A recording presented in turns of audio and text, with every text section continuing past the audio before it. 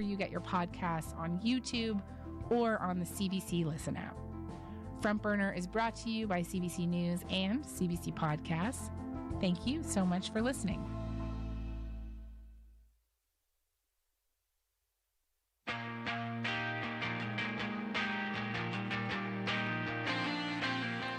Good morning. I'm Mark Connolly. This is Edmonton AM on CBC Radio 1, the CBC News app, and our YouTube channel. It's Friday, July 26th. Coming up, we'll hear from a Jasper business owner what it was like to shut down. Address yesterday about the wildfires in Jasper. It's 12 degrees. Showers ending this morning, then mainly cloudy. More showers this afternoon, 60% chance. Wind west at 30, gusting to 60, then increasing 50, gusting to 80 this morning. High of 18 today. At 5:30, Adrienne Lamb joins us from the CBC Edmonton newsroom. Good morning, Adrienne. Good morning. Cooler weather and rain helping to limit the spread of the wildfire raging in Jasper National Park. Parks Canada says the precipitation will likely keep the fire behavior low today and into the weekend. The two wildfires have now merged and gobbled up an estimated 36,000 hectares. Here's Natasha Reed with more on what's been saved and what's been lost. Some critical buildings in Jasper have been saved. The hospital, emergency services building, schools, the activity center, and the wastewater treatment plant. Firefighters on the ground are battling the flames, moving from one building to another. Parks Canada says most of the significant damage is on the west side of town, south of Myatt Avenue. They say they've helped protect a lot of the infrastructure on the east end of town. Still, some businesses are destroyed. One is a new restaurant. Ashley Cleaver and her husband opened it just last month after a successful run with their flagship bistro. We invested in this new project because we had so much talent within our team at The Raven, and we wanted to give them space to grow, and we poured every dollar and then some into getting this space open, and it's such a beautiful concept, and now it's gone. The fire also damaged bridges throughout the park, including the one that leads to Moline Lake Road and the old Fort Point Bridge. Parks Canada says they still need to assess bridges on the Icefields Parkway and do a full damage report in other areas once it's safe. Natasha Reeb, CBC News, Edmonton. Now, damage also sustained to homes, hotels, and restaurants. They were leveled by the wildfire. And in Jasper, a well-known Anglican church has also been destroyed. The historic Gothic heritage-style building known as St. Mary and St. George Parish. Now, it was built in 1928, was a landmark in the community. Bishop Stephen London is with the Anglican Diocese of Edmonton. He says the church's legacy goes beyond Jasper and the town site and the park. You know, people from all over the world who travel to Jasper have worshiped there. It's just a beautiful, welcoming, very prayerful worship space with a lot of history. That history will continue as the diocese assesses what to do now. We've also had word in a statement from Jasper Park Lodge last night confirming the main lodge has been spared, but they're still assessing the damage to the rest of the resort property. Of course, an estimated 25,000 residents and tourists fled the national park and townsite earlier this week. Many are still living in limbo and finding help at the City of Edmonton's evacuation center. Here's Stephanie Cram with more on that. Tony Foyle lives and works at Fairmont Jasper Park Lodge. Now she's an evacuee in Edmonton. Every place is so willing to help, and it's like, yeah, it just makes you really proud to be Albertan, and like all of the people that want to help you and stuff. It's just like a really good feeling. She worries her home in Jasper is gone. They managed to save the main lodge, and we just don't know exactly how many of our homes are burnt right now. Now she and over 400 evacuees have received help from the City of Edmonton and the Red Cross. Fire, a familiar sight for one evacuee from Australia, says what he saw Monday night was unlike anything he's seen before. I'm used to bushfires, and I've had fires 5 kilometers from my house before without anything happening. So I was a bit arrogant and naive, thinking, oh, nothing's going to happen. The cook who works at the Forest Park Hotel has now been put up in Edmonton by the Red Cross, his heart going out to those returning to nothing. Most of the seasonal workers like me were living north. So a lot of us were okay. But those poor locals that live south, they're all homeless now. It's really sad. Stephanie Cram, CBC News, Edmonton. And Mark, officials say a unified incident command post is now operational in Hinton. We're expecting further updates on the Jasper wildfire today. It's not only burning that wildfire in Jasper. Throughout our province, there are currently 173 wildfires. About 50 of them are listed as out of control. So crews are either on the ground or arriving from Mexico, South Africa, and New Zealand to help in the firefight. So you can find more fire coverage on our CBC News app. As well, of course, we're keeping you posted on our CBC Alberta YouTube channel this morning. Absolutely. Thanks for that, Adrienne. Of course, we will have a lot of coverage this morning of the Jasper wildfire on the show here on Edmonton AM. Mark Conley and Tara McCarthy with you this morning. Good morning, Tara. Good morning. Yeah, it's been quite a week, no doubt about it, for all those folks in Jasper. Our hearts go out to you, and all the folks who are helping fight the fire, all those who are reporting on it, a lot of people involved in the project, and we thank everybody for their efforts in letting everyone know what is going on there, and we'll continue to try to do that as we go through this. I mean, the fire is not over yet. It's not out. There's a lot going on there, so we're going to be covering that this morning as we go through the day. Weather is a big part of it. It's very cool and wet here in Edmonton, and we're hoping the same can be said for Jasper. It appears they've had a little bit of rain anyway. A little bit of rain, you're right. And actually the forecast has changed a bit. So we were expecting that temperatures would start to warm up starting today and through the weekend. And there wouldn't be any rain in the forecast until likely Monday for Jasper. Right. But looking at the forecast right now, it's 5 degrees in Jasper. 20 is the forecasted high for today, a 30% chance of some showers. Likely won't be enough to make too much help, but at least it won't be blistering hot temperatures, right? With that sun really shining. It'll be mainly cloudy tonight with another 30% chance of showers as well. So at least kind of a steady weather situation, because then on Saturday, looking at 22 as the high, but a 60% chance of some showers. So at least a couple of days without that blistering sun coming in. Hopefully that'll help the crews that are fighting those wildfires. Then as we look at Edmonton this morning, we are currently at 12 degrees, west-northwest winds at 26, gusting up to 45 kilometers per hour. So it is a blustery start out there. Yeah, Sav almost blew away when I took her out this morning. 18 degrees is our forecasted high for today. Showers ending this morning, then mainly cloudy. We'll see a 60% chance of showers for late this afternoon as well. And we are expecting these west winds to pick up to 60, maybe even 80 kilometers per hour at times this morning. So hang on to your hat. Yeah, it's going to be a bit of a whirlwind out there. Mainly cloudy skies tonight, a 60% chance of showers for early this evening. And again, west winds picking up to about 50 so still fairly strong, a low down to 14 degrees for tonight. Through the weekend, though, we'll see the sunshine return. Saturday, 22 with a mix of sun and cloud. And then on Sunday, 25 degrees with a mix of sun and cloud. And we'll expect kind of similar temperatures and conditions as we get into next week. All right. Thanks for that, Tara. And we'll have coverage all through the morning. We're going to be talking to our correspondents who are in Hinton right now, a little later this morning. And, of course, anybody who's from Jasper and had to be evacuated have been anxiously watching all the same videos that we're all trying to find out, if their homes, their businesses are still standing, trying to get a reference about what has burned and what is still there. Stavro Korogonis is the owner of Jasper Pizza Place, and Radioactive's Min Drywall caught up with him yesterday. It was a crazy experience. I had,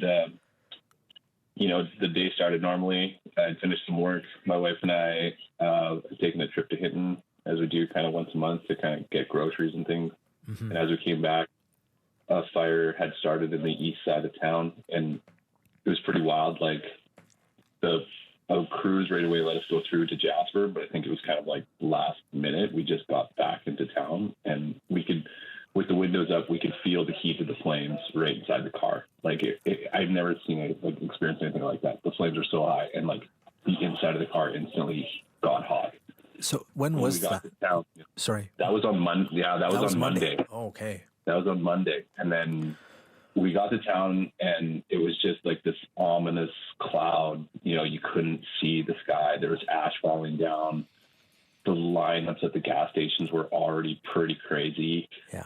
And we were like, okay, this seems bad. What should we do? We checked in with the staff. They were nervous at the business. And, we started saying, okay, look, if you've got to go home and take care of something, if you want to get out of town because you're scared, just go. Just clock out and go. Or don't even clock out, you know what I mean? Just like, yeah. like we started preparations to shut down the business. And then there was just a lot of like game of telephone, because it's a small community. So we all know somebody that knows somebody who's connected to, these decisions. And it was like, I got a phone call from my brother, and he's like, I saw somebody's wife packing up their car, and this person would be like, pretty high up in the chain of command. And he's like, so you should get ready. Yeah. We had guests at our Airbnb. We had a quick conversation with them. We said, we don't know enough yet. You guys should get ready, charge your phones, pack your bags. They had another night with us. We said, we won't abandon you. We'll give you all the information. And then the alert came, and it was an evacuation notice. And that was crazy. It just happened so quick. It was like, if you had gas, you could go. If you didn't, it was just like, there was only one way out of town too. You had to go west. So I don't know. I've never seen anything like it, but to go like 2 blocks from my house, it took 2.5 hours. It was crazy. It was really crazy. I heard the delays were quite extensive. How long has your business been in Jasper? My business has existed since like the late 70s. I purchased it in 2008, and I've been running that business with my wife for 15 or 16 years. Yeah. And so we've been long established. We have a lot of employees, and it's right in the middle of our, the busiest season. And these are the busiest, like 3 weeks just started for us. Right. And it was a lot. And, some people may be listening and haven't been to Jasper in a long while, or, maybe they haven't gone to Jasper at this time of the summer. But describe what it's like, or what last week was like when the weather was really hot and, in the middle of, towards the end of July, what a typical day in Jasper is like. Yeah, it was definitely hotter than usual. I've spent my whole life growing up in Jasper, and you get, maybe a 2 or 3 day stretch at a time that can get 30 plus. And it just seemed to be 3 solid weeks of like mid to high 30s. It was hot. It was dry. It was just, a little bit of wind. It just seemed stagnant. Yeah. There was times where, you just sit outside and it really felt like you were in Mexico or something. It just felt like you weren't in Jasper anymore. Mm-hmm. It was, you try to enjoy it, because it's like, 6 months ago it was minus 40, right? Yes. So it was like, you try to remember that, and it's like, well, there's no fire right now. So, but the last few years, a lot of people in Jasper have, the kind of climate anxiety. Everyone's kind of aware of the danger. Yeah. So it's I don't know what to say. It's not like it was surprising, but maybe we shouldn't have been surprised. I'm not sure. Yeah, I'm just wondering if folks around town, like the locals, if that's something that's always kind of in the back of your mind, right? Like, I don't know, since 2008, if you've ever had to grab some belongings and been told you have to leave town, Well, to be honest, like we try to communicate as much as we can to our staff, especially the kids that come for the summer. You always have new employees every year, and it's one of the first things we talk about as the weather gets really warm. It says, we have communications about it. You don't have to panic, but you should be ready. Have your important documents, have your medication, have everything ready to go in a go bag, because we know that we live in a place where if things get bad, they get bad really fast. Yeah. So that's a thing that we talk to our staff about it every year. And you want to have those conversations without people getting panicked, but you also want them to be prepared. It's a really difficult thing to do, that I find, because,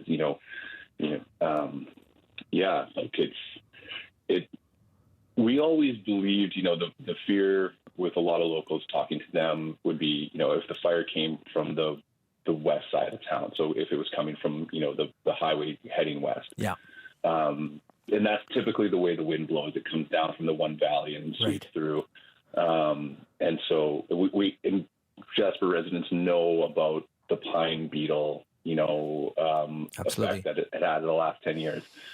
We knew that this was, kind of overdue as well. So if you talk to your, a lot of locals, they tell you this was a matter of when, not if. Stavro Koragonis is the owner of Jasper Pizza Place.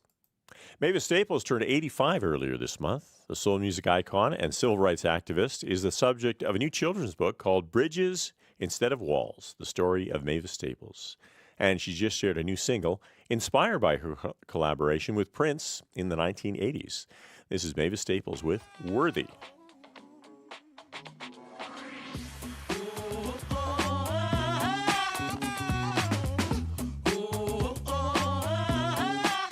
Look at you smiling, shining, beaming like the sunshine, rising, climbing, grinding through the hard times, growing, showing up like you're a star. 'Cause no matter where you stand today, I hope you know you are, worthy of that smile on your face. Know you're worthy, keep on flowing in your grace. Know you're worthy to take up all that space. So go ahead and clap your hands, you're worthy of it all. You're worthy. You're worthy. You're worthy. Look at your patient, praying, waiting for the good time, facing judgment, even at your high. If they don't see it, you can let them down. And when they try to kick you, don't let yourself get down. Better know you're. Hope you know you're. Hope you know you're. You're worthy. You're worthy. You're worthy. Look at you smiling, shining, beaming like the sunshine, rising, climbing, grinding through the hard times, growing, showing up like you're a star. 'Cause no matter where you stand today, I hope you know you are, worthy of that smile on your face. Know you're worthy, keep on flowing in your grace. Know you're worthy to take up all that space. So go ahead and clap your hands, you're worthy of it all. Ooh, oh, oh. You're worthy.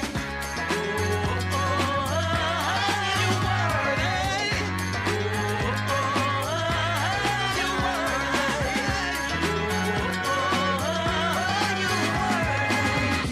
worthy. Oh, you're worthy. You know it all. Oh, sure enough, you're worthy. Good God, I know you're worthy.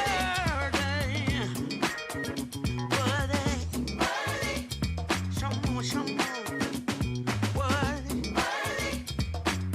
It's your time, you know you worthy. Oh, yeah. Let me do that again. That was the legendary Mavis Staples with her latest single, Worthy. It is 12 minutes before 6. You're listening to Edmonton AM on CBC Radio 1, 93.9 FM, and on the CBC News app and on the CBC Alberta YouTube channel. So hello, everyone, and welcome. Good morning. Mark Conley, Tara McCarthy with you this morning. Tara's got an eye on what's going on in the weather today.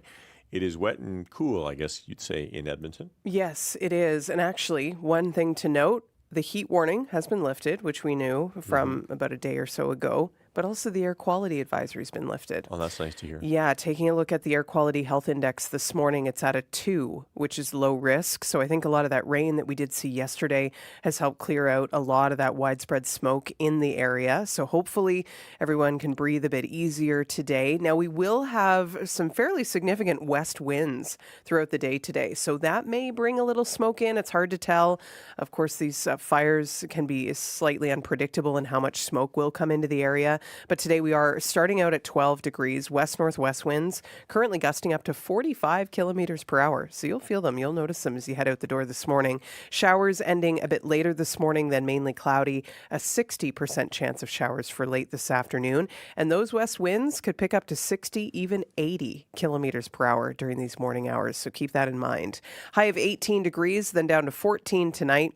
with a 60% chance of showers once again for early in the evening. Still a bit of that west wind. And then Saturday, 22 with a mix of sun and cloud, 25 on Sunday with a mix of sun and cloud as well. And that'll lead us into mid-20s temperatures all through next week with sun and cloud as well. 12 is our current temperature on this Friday morning. Thank you, Tara. Alberta Premier Danielle Smith spoke at a press conference yesterday to provide an update on the ongoing wildfire situation in Jasper. She began by talking about the region. Here's some of what she had to say. In the last day or so, we have all seen on the news and social media the horrific pictures and videos coming out of Jasper. Homes and businesses have been lost to a wildfire that people are calling a wall of flames. There is no denying that this is the worst nightmare for any community. To the residents of Jasper and those displaced far from home looking at the images of your town on TV and online, the feelings of loss and fear and loneliness must be overwhelming. But you are not alone. All Albertans are with you. For many generations, the town of Jasper and the parks surrounding it have been a source of pride. With some of the most beautiful scenery in the entire in the world. Our grandparents visited to experience the majesty of this place with its mountains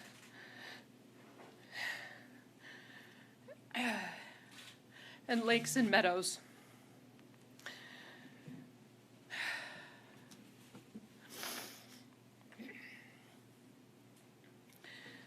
They took our parents, who then took us to this special spot that they'd spent time in as children.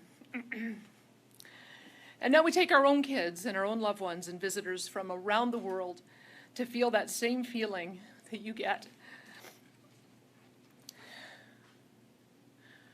with your first glimpse of the mountains on the horizon.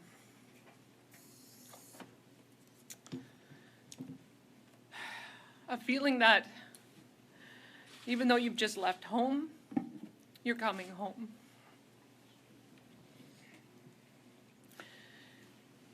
And so although those of us who experience Jasper as visitors can't imagine what it feels like to be a Jasperite right now, we share this sense of loss with all of those who live in the town, who care for it, and who have helped build it. Jasper, we will continue to stand by you, and as everyone works to get their feet back under them, and as we look forward to recovery. To the brave men and women currently on the ground in Jasper, I want to express my deep gratitude and the gratitude of all Albertans. There really are not enough words to express our thanks and our wishes for your safety and your success. Once again, you've put yourselves on the front lines in a show of true heroism. Thank you for your bravery and your commitment to keeping Albertans safe. As we continue to battle the fire, our government will move to daily updates with Ministers Lowen and Ellis, as well as Alberta wildfire officials. And we will continue with our daily written updates as well.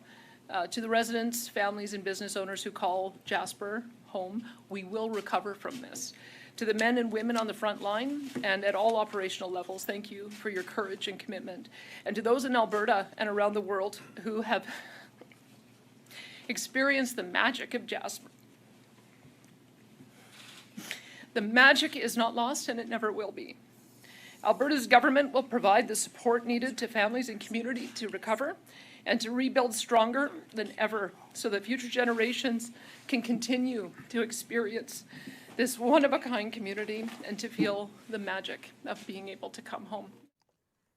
That's Premier Danielle Smith speaking at a press conference yesterday. Well, let's take a little departure away from Jasper and talk about a hot summer day in Canada and the choice you may have of going for a swim. So which is the best? Is it the pool or the beach? The CBC's Blair Sanderson decided to wade into this controversial question. Hello. Hello. In the summer, Do you like to go for a swim? Every day, if I can. I love swimming. It just feels so nice. It's refreshing. I'm a water baby. Great way to cool off. Love it. What do you like better, the beach or a pool? Pool, probably, like an outdoor pool. I think the pool is more conducive to snacking because you can have access to a kitchen usually, and there's a lot more opportunities to create food. A beer is a must. Oh, okay. I can see that. You're like closer to the fridge. That's going to be helpful. Yeah, if you want to kind of sloth around and just like do nothing and the priority is probably drinking and water, then yeah, stay by the pool, but just bring a cooler, man. Yeah. Like you want to drink, just bring your drinks. Yeah. I feel like the beach is just colder. Also, the beach and the sand. It definitely gets messy. It's in places, nooks and crannies. Toes. Yeah, I love it. Between the toes, yeah, something about the texture. I think it's the sand and just kind of relaxing and the sights and the smells that you get at the beach. Sights and smells. Yes, the fresh air. Chlorine, no chlorine, you get the wind, you get the sights. The surroundings, the landscape, the views, you know what I mean? I don't really like crowded beaches, more like tucked away beaches. Yeah, where are there non-crowded beaches? I Are you reluctant to tell me? Yes. Because then everybody will know? Exactly. I think I would choose the beach as well. Beach is the happier place, I find. I guess if you make your own oasis in a pool, sure, but if you don't have access to one, at least the beach is right there, free, and everywhere you kind of travel, you can always find a spot to lay down and go swimming. From Jamaica, every time I go back with my mom, we always do those resorts that are on the beach. I always see people by the pool as well. And I'm always like, why are you over there? But it's the privacy. And everyone you know is just like, yeah, let's just lounge around the pool and it's comfortable. You can walk right back to the hotel. I guess they're more friendlier, accessibility-wise, too, for someone who might not be able to walk the same as everyone else. I have the privilege of being able to go to a beach, and like my father is not, for instance. He's in a wheelchair. So that's something you always have to take into consideration, that not everyone does. But pools are fairly accessible for the most part. Some of them even offer like assistance in swimmings within the pool, so people who have mobility issues, they have classes, they have instructors, they have teachers and coaches that will help you with that. We're going to have to go pool with this one. Why? Because we have a pool. Yeah, we love our pool. You have a pool? We do, yeah. So we definitely go in that quite often. What's it like having a pool? It's pretty great. There's not a lot of people around. We can just relax and chill out and enjoy. I think anywhere where it has a relaxing vibe, really adds to the summer fun. We'll enjoy the water this summer. Will do. Thank you very much. Have fun. Thank you. That was CBC's Blair Sanderson speaking with people about their favorite places to lounge by the water. It's coming up 2 minutes before 6 now. Adrienne Lamb joins us with our news headlines. Good morning, Adrienne. Good morning. Cooler weather and rain helping to limit the spread of the wildfire raging in Jasper National Park. And those two wildfires have now merged and gobbled up an estimated 36,000 hectares. And an expert who studies information says emergencies like the one in Jasper can fuel the spread of inaccuracies and conspiracy theories. We'll have more on that in our local news. All right. Thanks very much for that, Adrienne.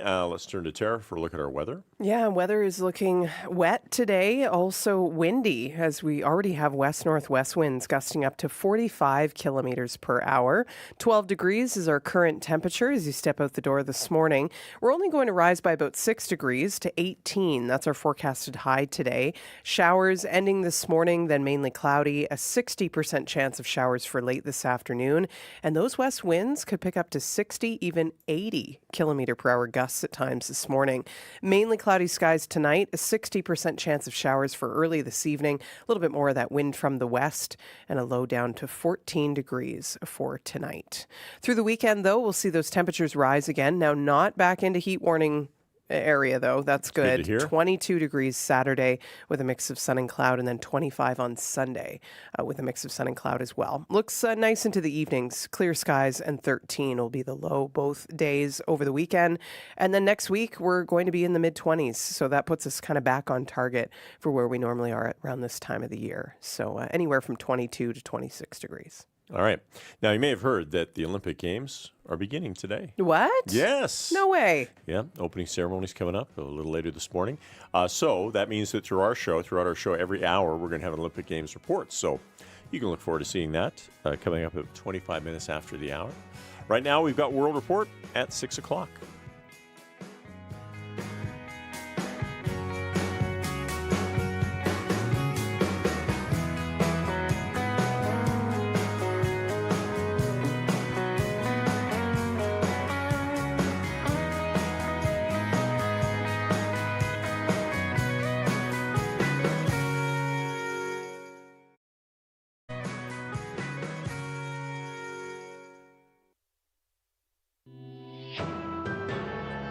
This is World Report.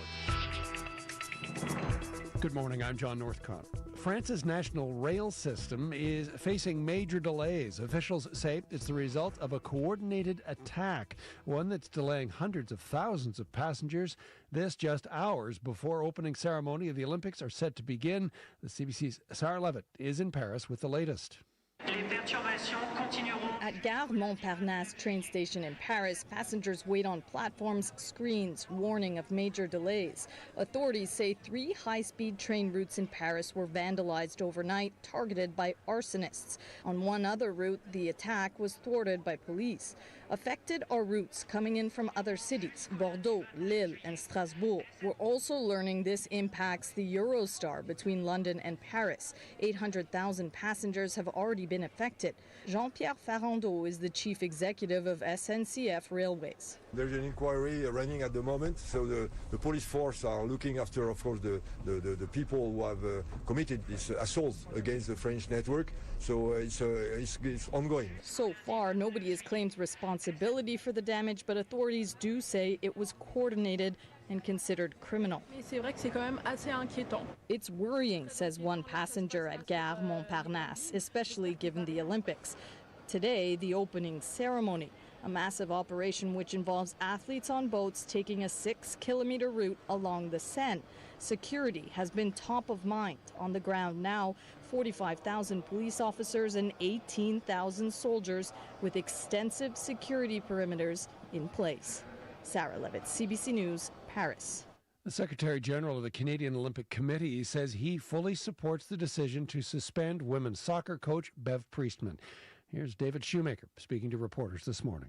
We continue to be shocked and disappointed. I think we feel very much frustrated, as I'm sure all Canadians do at this point. He says he has seen some of the information collected by Soccer Canada, and he believes Priestman knew a drone was being used to spy on the New Zealand team's practice. 2 staff members were kicked off the soccer team earlier this week. Soccer Canada kicked Priestman out of the games last night. CBC is Canada's Olympic network for Paris 2024. You can watch the opening ceremony live on CBC Television, News Network, GEM, or our dedicated website. That's cbc.ca/Paris 2024. The pre-ceremony show begins today at 1 p.m. Eastern, 2:30 in Newfoundland.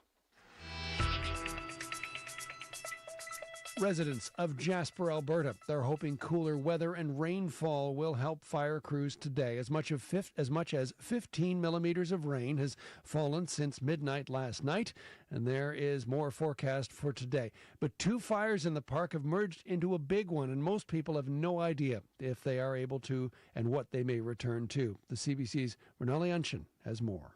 The lack of information is excruciating. For Ashley Cleaver, running her 2 restaurants in Jasper has been a dream.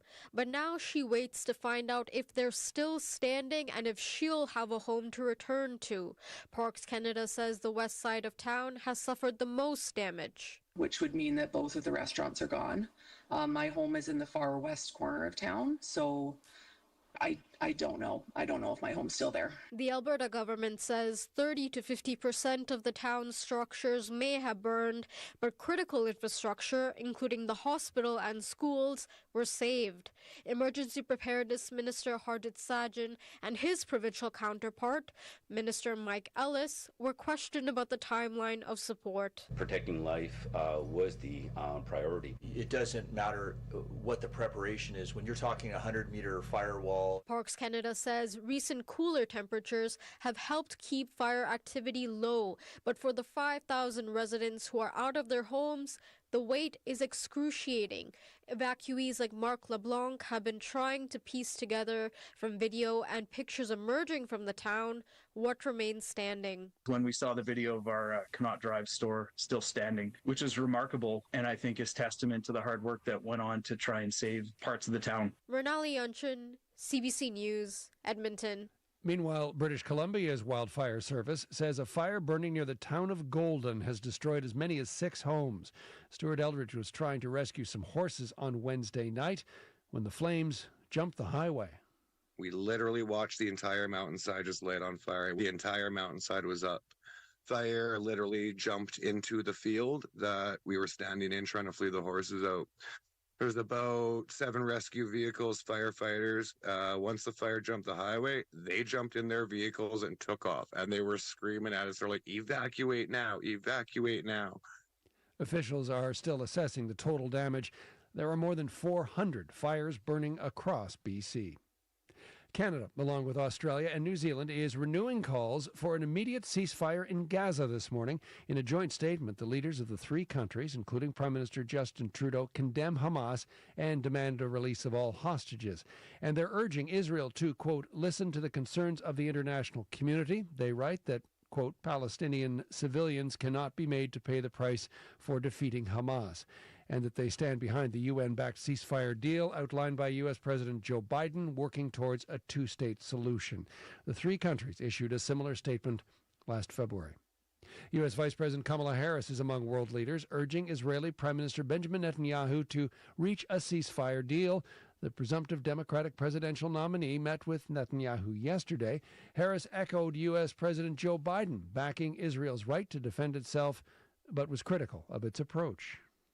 I also expressed with the Prime Minister my serious concern about the scale of human suffering in Gaza, including the death of far too many innocent civilians. And I made clear my serious concern about the dire humanitarian situation there. Speaking in a televised address after talks with Netanyahu, Harris said it was time for the war to end. She adds that people cannot become numb to the suffering of the millions of people in Gaza and says she will not be silent. Netanyahu is expected to meet with Donald Trump later today. A family in Montreal, meanwhile, is desperately trying to bring its loved ones here from war-torn Gaza. They applied to the federal government's emergency visa program that opened in January, but they're still waiting for answers. Ottawa says out of the thousands of applicants, only 177 people so far have made it to Canada through the program. Paula Diane Perez has more. It's not easy for us. We are suffering. Afnan and Isra Hillis just received a photo of their niece, Mariam. The 8-year-old had been missing in Gaza for months. I ran to the photograph that we have in the last summer, and I compare, and I said, she looks scary, but she's strong. Mariam's is one of the 13 applications the Hillis family submitted to the federal temporary visa program. Their brother is also in Gaza and missing. The rest of the family is in Egypt, but have overstayed the official time period they're allowed to be there. They cannot go to the hospital, they cannot go to the school. Ottawa has received more than 3,500 complete applications from people wanting to come to Canada through the emergency visa program. It's like the most ridiculous immigration program ever created. Immigration lawyer Debbie Ratcliffe has been working with other families. She says many of her clients who have applied are still waiting for a decision. To sort of speak about the lack of transparency, my attempts to get more information were unsuccessful, and I actually had to get the court to require it. Ottawa says applicants have to meet several requirements, including a security screening, which is why processing times vary. Isra Hillis says she's written to local MPs and the federal immigration minister. She fears for her loved ones who are trapped in Gaza and Egypt as they wait for answers. Paula Diane Perez, CBC News, Montreal. And finally, Kamala. Hello. Hi. Hey there. Oh, hi, you're both together. Oh, it's good to hear you. You've probably guessed it by now, but the you both Kamala Harris is referring to are the Obamas.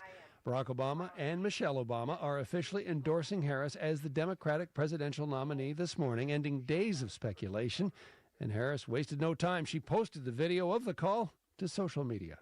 We called to say Michelle and I couldn't be prouder to endorse you and to do everything we can to get you through this election and into the Oval Office.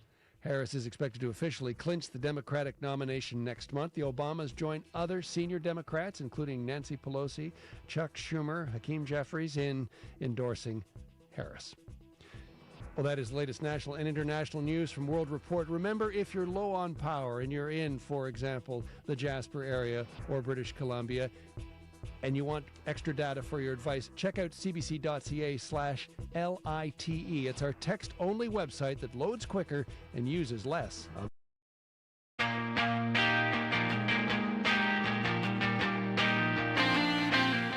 Good morning. I'm Mark Connolly. This is Edmonton AM on CBC Radio 1, the CBC News app, and our CBC Alberta YouTube channel. It's Friday, July 26th. Hurricanes are typically named, but that's not the convention with heat waves.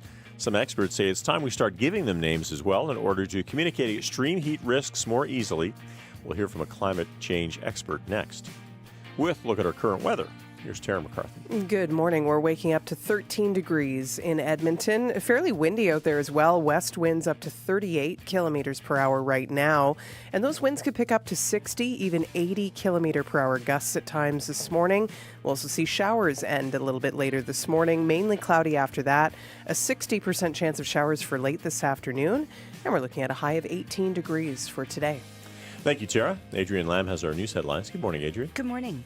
Cooler weather and rain helping to limit the spread of the wildfire raging in Jasper National Park. The two wildfires have now merged and gobbled up an estimated 36,000 hectares. Of course, homes, hotels, and restaurants have been leveled, as well as an Anglican church in Jasper. So we'll have more on St. Mary and St. George Parish ahead in the news. All right. Thanks, Adrienne.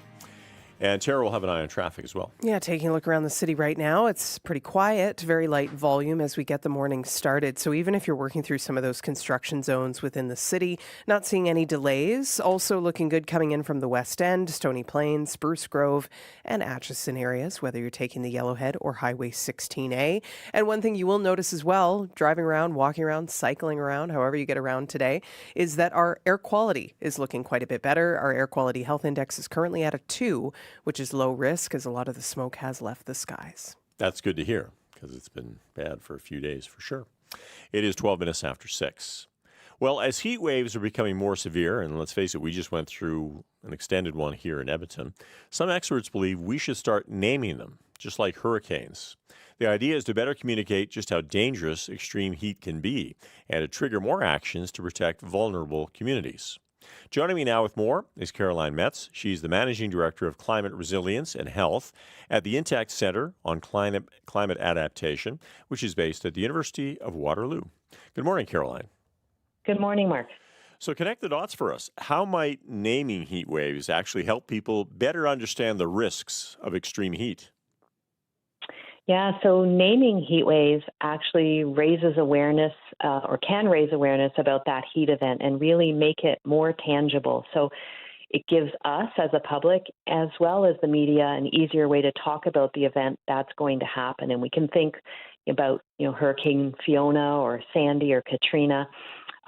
Really that common identifier name, it makes it easier to talk about and think about. And being able to communicate really encourages more preparation and people taking more heat wave safety behaviors in the case of heat waves. So what are the main concerns about heat waves from the point of view of communicating with the public? So heat is different than some of the other extreme weather events that we have. Heat is pretty quiet. There's no drama. It doesn't break things or damage things. And generally, people don't think too much about heat. But heat is dangerous for health. Just at a moderate level, we have a harder time concentrating when it's hot. Our productivity drops. There's actually more workplace accidents.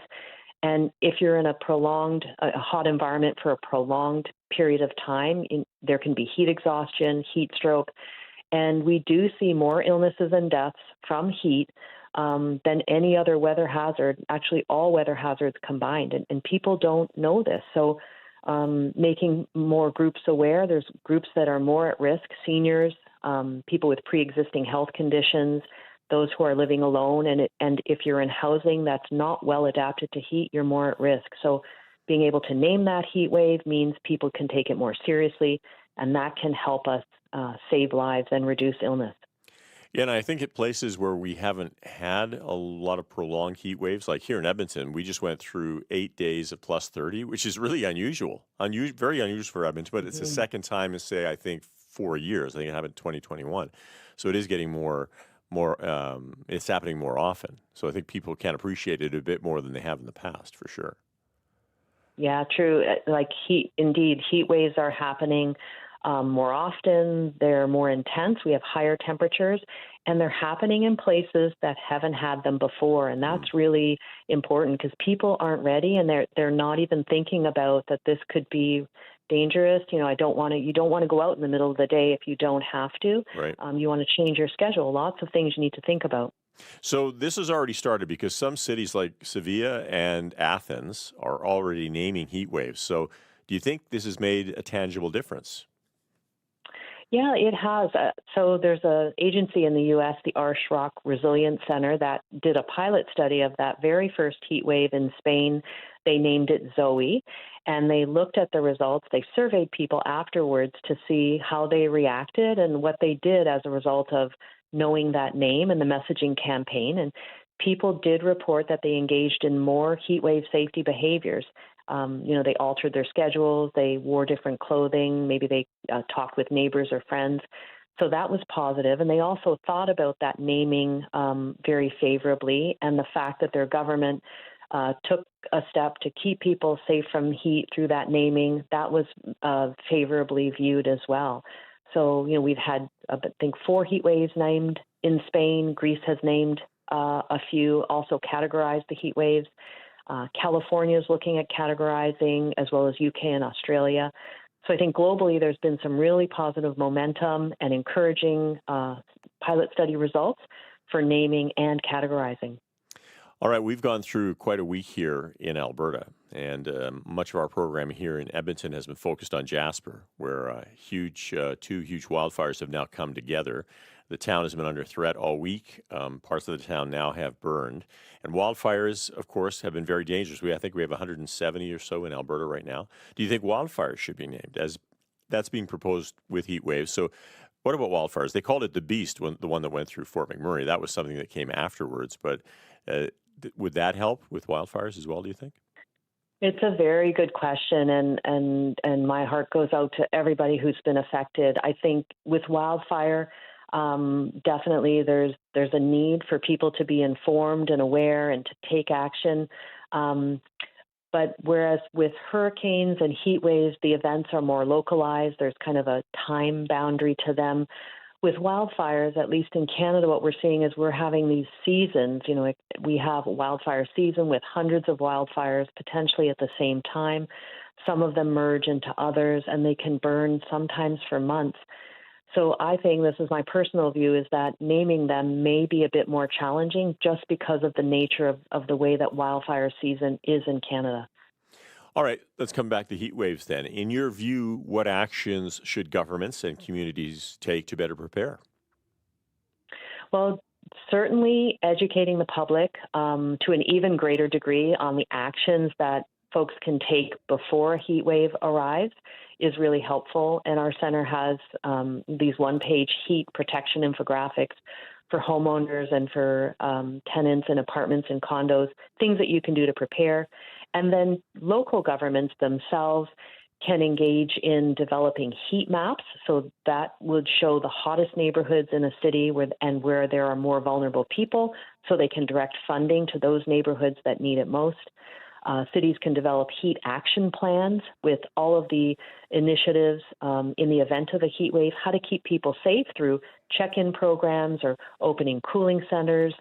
And then lastly, these longer-term heat mitigation strategies to cool a city, things like tree planting initiatives or retrofitting our buildings to be more heat resilient, making sure they have cooling or proper ventilation or insulation that will help that building stay cooler and keep people safer. Caroline, very fascinating stuff. Thanks so much for joining us. Thank you for having me. Caroline Metz is the Managing Director of Climate Resilience and Health at the Intact Center on Climate Adaptation, which is based at the University of Waterloo. It's 19 minutes after 6.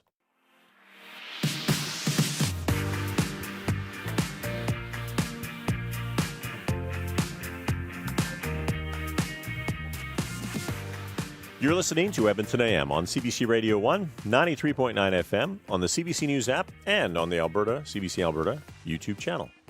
Mark Connolly and Tara McCarthy with you this morning. Good morning, Tara. Good morning, Mark. It's a little cool out there this morning when I came out the door, a little bit wet, had a little bit of rain overnight. Yeah, west winds too, probably making it feel a little chilly as well because they're pretty strong. They're at 23 up to 38 kilometers per hour. So, they're making their presence known. The west winds will pick up to about 60, even 80 kilometers per hour as we continue through the morning too. So a blustery start. 13 is our current temperature. We are looking at showers ending this morning, then mainly cloudy, a 60% chance of showers for late this afternoon. As I mentioned, those west winds picking up throughout at least the earlier half of the day, a high of 18 degrees. And then we're looking at heading down to a low of 14 tonight, mainly cloudy, a 60% chance of showers for early this evening, and actually a little bit more of that west wind up to 30, even 50 kilometers per hour. Sunny through the weekend though, so rain today, but the mix of sun and cloud will return tomorrow with a high of 22, and then a repeat of that on Sunday with a high of 25. Looks nice into the evenings, both nights too. Then that'll take us into mid-20s for all next week. We're at 13 degrees right now on this Friday morning, and it is a little windy out there to start. Quick look at traffic as well. Volume's quite light throughout the city. Not really seeing a lot of activity even on the Yellowhead eastbound, westbound through construction zones. Looking good. Whitemud eastbound, westbound moving quite well. And if you're heading in or out of the Sherwood Park area, regular routes flowing quite well. Pound 740, though, is the number to call if you do have any updates in traffic, or you can send a text to 587-336-2929. Thank you, Tara. Jasper is home to many artists, performers, and musicians. One of them is the band Sons and Daughter. The group combines a classical pianist with a country singer, a metal bassist, a jazz drummer, and a singer-songwriter. Sons and Daughters are 5 members, are friends that bridge genres. Here they are with a song called Nightlight.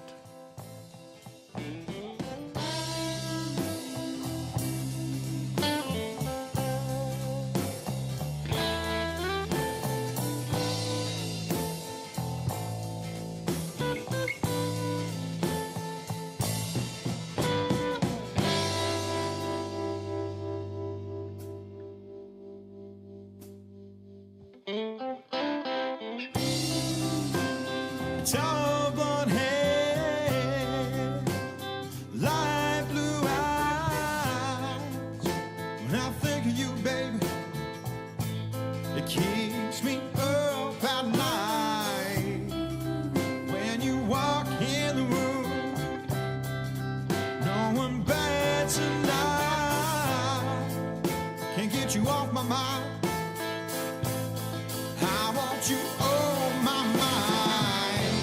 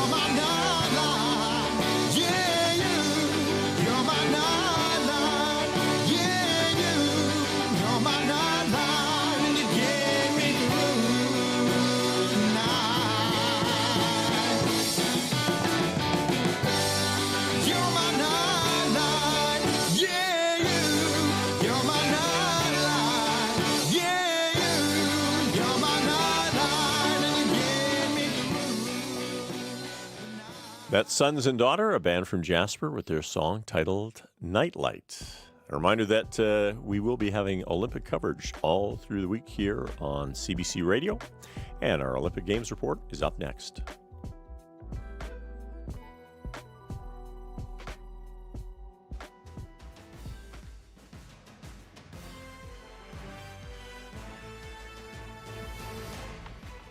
Good morning. Bon matin. I'm Scott Reguera with Olympic Report. It is opening day at the 2024 Paris Games with a one-of-a-kind opening ceremony planned for this afternoon. And while we're only hours away now from a parade of athletes winding their way down the River Seine, for some, the Games have already begun. Oh, that's a nice ball from Fleming. Vienne! No! Evelyn Vienne with the 2-1 lead for the Canadians. We called her a goal poacher. Well, that's a big one right there. That's Signa Butler with the call of Evelyn Vienne's winning goal Wednesday and Canada's 2-1 victory over New Zealand. A bright start then for the women's soccer team as it tries to defend its gold medal from Tokyo, and some much-needed good news for a squad that hasn't made a lot of it this week. A drone scandal has resulted in, among other things, head coach Bev Priestman being suspended for the duration of the games. Post-match, striker Janine Beckie was asked how Dronegate, as some are calling it, could affect their on-field play. This team is really resilient and adaptable, and at the end of the day, it's about our bubble and our family and the 22 players that are on this roster, and it's been really amazing to see this group come together. I'm not surprised in the slightest, but I've been really impressed, especially with our young players, just the way that they've handled not just the situation, but being at an Olympic Games is a lot of pressure. Beckie and her teammates are not unaccustomed to off-field distractions. Remember, they've been in the midst of a labor dispute with Canada Soccer over the past couple of years, and on-field results have suffered. At last year's World Cup, for instance, they failed to make it out of the group stage. But trying to defend an Olympic title without their head coach is a whole other level of pressure. And with all of that to contend with, Canada's next match goes Sunday against the hosts and world's second-ranked team, France. Of course, there is much more than just soccer to look forward to at these games. Canada's men's basketball team is back at the Olympics for the first time in almost quarter a century. Their roster is filled with NBA talent. Dan Schulman's going to be calling hoops in Paris. I caught up with him just before his flight there, and like many basketball fans, Dan's excited about Canadian chances. So the men's team, without question, is the most talented team Canada has ever sent to an international event. So the World Cup team that won bronze last year, in my opinion, to that point, was the most talented. They had 7 NBA players. This team has 10 NBA players. That does not mean it's going to be easy to win bronze, or even better than that, it's going to be extremely challenging because a lot of the other countries have deeper teams as well, have more of their players coming out. But to have Shai Gilgeous-Alexander leading the team, he finished second in NBA MVP voting this year, and he was one of the very best players in the world at the World Cup. And then to have Dillon Brooks and R.J. Barrett and Jamal Murray, so many great players. And for many of them, what's really great about this team is that, again, 7 or 8 of them played together for the World Cup. So unlike a lot of Canadian teams, there is some consistency and continuity on this team this year. That is Dan Schulman. Canada opens its tournament tomorrow against 2-time NBA Most Valuable Player Giannis Antetokounmpo and Greece. The Canadian men haven't reached the podium at an Olympics in 88 years. And we'll preview the women's team coming up on Monday. Despite their pedigree, it's interesting to note that Grace Note does not forecast Canadian podium finishes in either basketball or soccer. The analytics firm does predict, though, Canada will finish these games with 19 medals overall. That would be 5 fewer than the country earned in Tokyo, but would still be one of its best ever results. Remember, the 24 podium finishes in Tokyo were the most ever by a Canadian team at a non-boycotted games. Grace Note forecasts the majority of Canada's medals in Paris will once again be won by women. Seems fitting for these Olympics, since they'll be the closest we've come to gender parity. A far cry then from the games held in Paris 100 years ago, when the founder of the modern Olympics, Pierre de Coubertin, said of female participation, quote, "It would be impractical, uninteresting, unaesthetic, and improper. End quote. What a difference a century makes. That is your Olympic report this hour. I'm Scott Regehr. It's 6:30.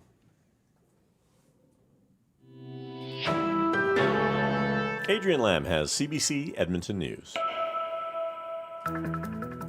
Good morning. Cooler weather and rain helping to limit the spread of the wildfire raging in Jasper National Park.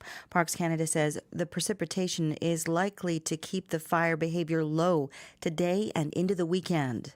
But the firefight is far from over. Travis McEwen joins us now with the latest from Hinton. Travis, what do we know now?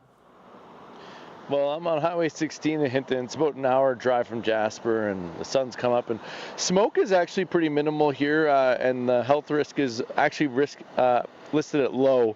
And as you said, rain's expected today. Not rain on me right now, but that's likely going to keep fire behavior at a minimum when that happens over the next couple days. As for updates, the two wildfires have now merged and are being referred to as the Jasper Wildfire Complex. It's burned up to an estimated 36,000 hectares so far. So for comparison, before the fire reached the town on Wednesday, it burned 11,000 hectares. As for losses in the mountain town of Jasper, the Alberta government estimates 30 to 50% of the town's buildings and homes are burned. But Parks Canada hasn't commented on the extent of the damage. So videos out of the town show that homes in the west part burned, but some buildings on the east are still standing. Critical infrastructure like the water treatment plant, schools, and hospitals have been saved. Now, a statement from Jasper Park Lodge confirms the main lodge has been spared, but they're still assessing the damage to the rest of the property. River rafting is a big part of the Jasper National Park, and Jasper Raft. As for the firefighting crews, the Unified Incident Command Post operational in Hinton.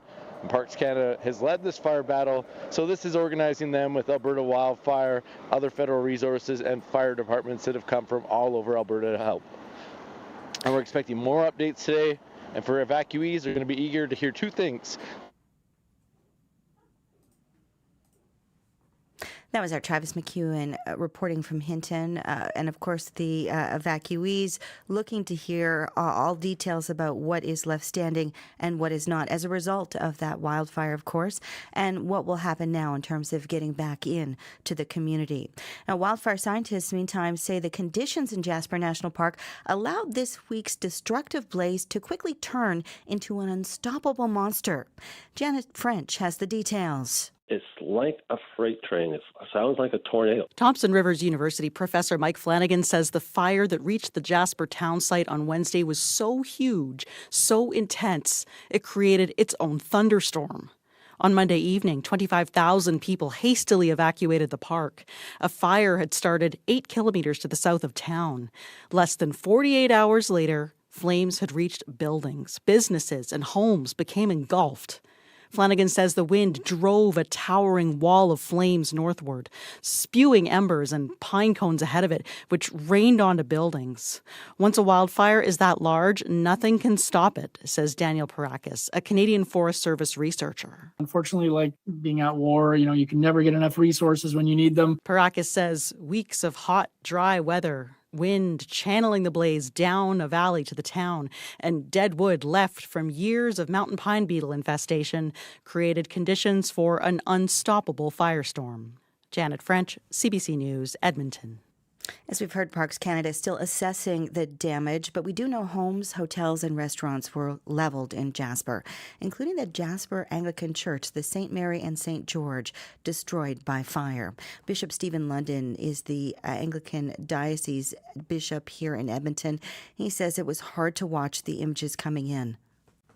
Honestly, this is all just heartbreaking and tragic.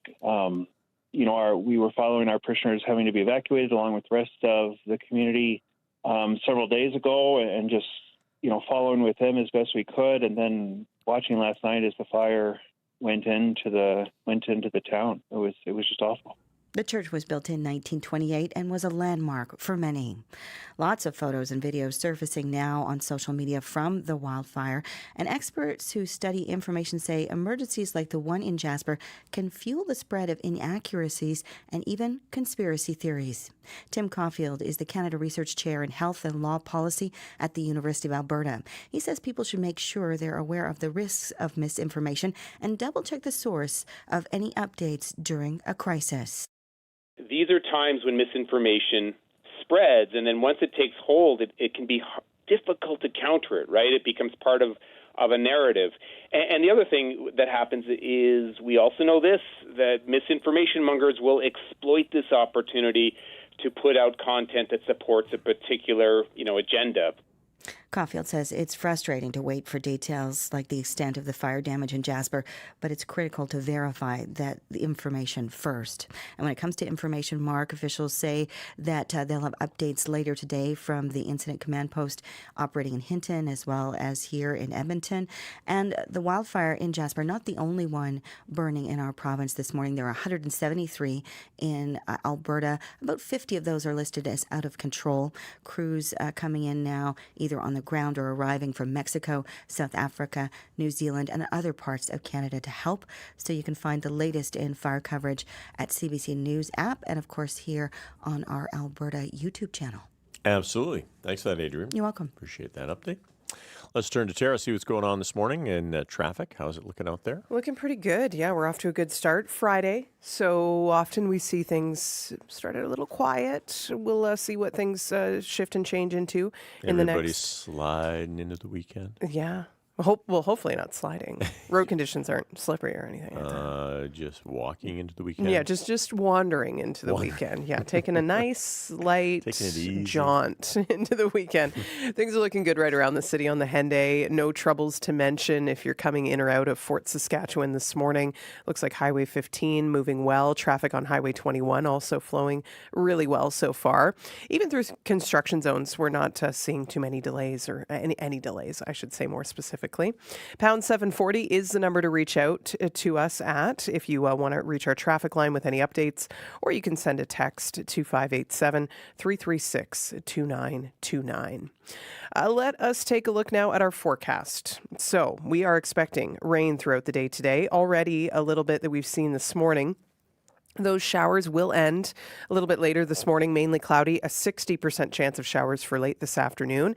And now the biggest thing is wind from the west, picking up to 60, even 80 kilometers per hour at times, especially for the earlier part of the day. High of 18 degrees and then down to 14 tonight, mainly cloudy, a 60% chance of showers for early tonight, and still a bit of the west wind sticking around. Through the weekend, a mix of sun and cloud, both Saturday and Sunday, with temperatures anywhere from 22 to 25 degrees. And right now on this Friday morning, we're at 13 degrees, west winds at 23, gusting up to 38 kilometers per hour. And good news, our air quality health index has lowered down to 2, which is low risk.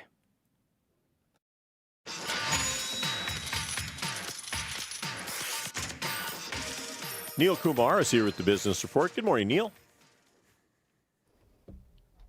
Hello, Neil. Good morning. So, Neil, a big fashion company isn't doing so well. What more can you tell us on this story?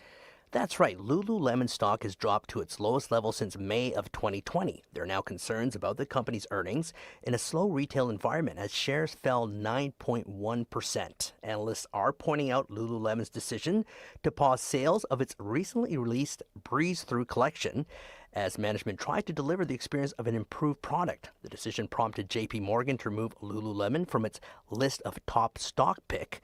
The stock has fallen 52% this year and is on pace for its worst annual performance since 2008. Lululemon is expected to report results for its second quarter in late August.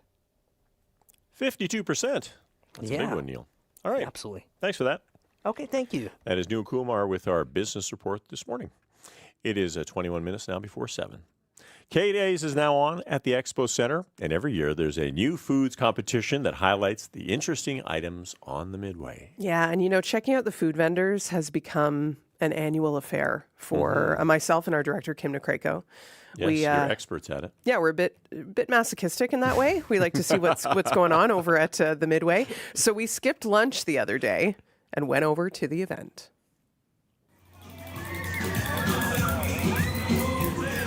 I'm Kirsten Christofferson, and I'm a program manager here at K-Days, Explore Edmonton, and I specialize in food and beverage programming. Okay, so you're the reason why there's so many weird foods here each and every year. Well, I don't think I would give myself that much credit. I would give that credit to all the very creative vendors who put so much time and thought into these new foods year after year. I know that they plan their foods well over a year in advance, and they keep a store of all these amazing ideas in their brains, and they roll them out year after year. It's pretty impressive, really. We definitely have a lot of repeat vendors year after year, and we do see the same names pop up with all these creative ideas. But we also have new local people who come and participate in K-Days as well, and they also participate in the contest. So it's really fun to see. There's definitely a mix. What's the goal in having a new foods competition each year? Well, I think it's so fun. You know what? I just love how weird and wacky these ideas are. I think it's great for the event, really. It's great for the vendors, and it just creates so much excitement around the fair. I know the first thing I want to try is the giant matzo stick, which I'm told is a two-hander. It's the final boss of all matzo sticks. Oh my goodness, that sounds intimidating but exciting. Yeah, it's going to be amazing. Well, thank you so much. Thank you. I hope you try everything while you're here. Thank you. That would be a lot of things. Yes, so many. So many. You need a team for it.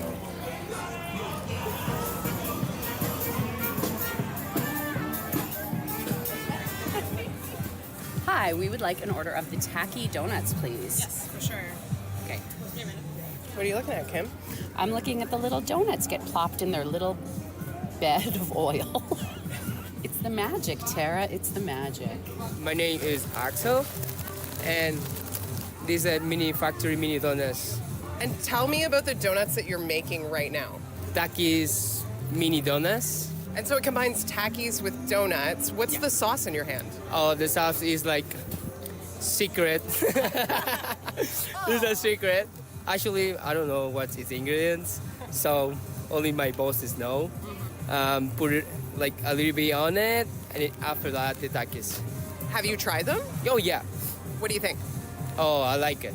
I'm really like it, especially because it's Takis. I like Takis, I like donuts, I like the spicy, I like everything, hot. It's spicy. Ooh, look at that sauce go on, Kim. What do you think? Wow. Well, I'm intrigued. It's hard to tell by looking, but I think I see some chili peppers in there.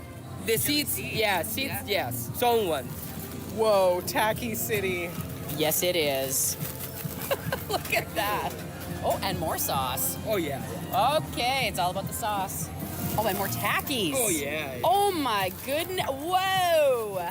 Oh, this is no joke. No, it's no joke. It's really good. Sorry for my little mess. Yeah, no, that's good. Thank you. Wow. My name is Sarah, and I'm the owner of Meltdown Grilled Cheese. I've been doing this for about 8 years. It was my first job, was on the fairs, and it was in a mini donut trailer. And my boss had a grilled cheese truck, which I worked for and I worked in, managed it, and then the opportunity came to buy it. So I took over from my old boss. So why were you interested in keeping it going?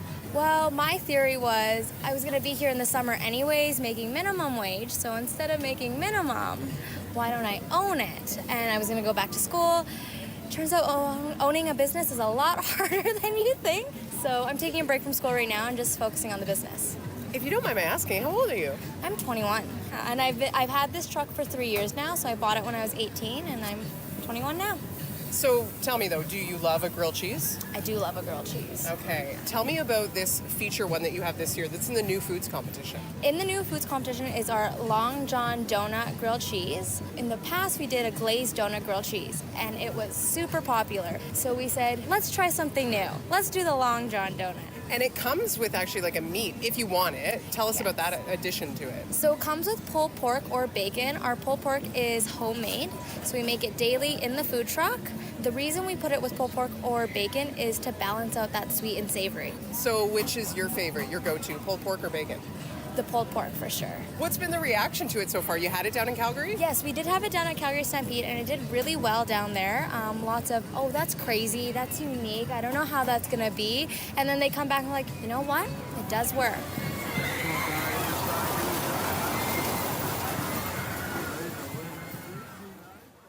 So you heard from a couple of our food vendors at K-Days, as well as Kirsten Christopherson with Explore Edmonton. Our K-Days culinary correspondents, Tara and Kim, join me now in studio. Good morning, ladies. Hi. Hi. Okay, so that was an adventure. I'm still digesting some of it. Yeah. Kim, how were what is it, Takis mini Takis. Takis. Mm-hmm. So do you know what Takis are? Are they the ice cream balls? Oh, Incorrect. No. Oh, no. You've had Takis on this show. I watched you eat them. Yeah. I don't think you're the biggest fan, if I'm not mistaken, because they're quite spicy. What are they?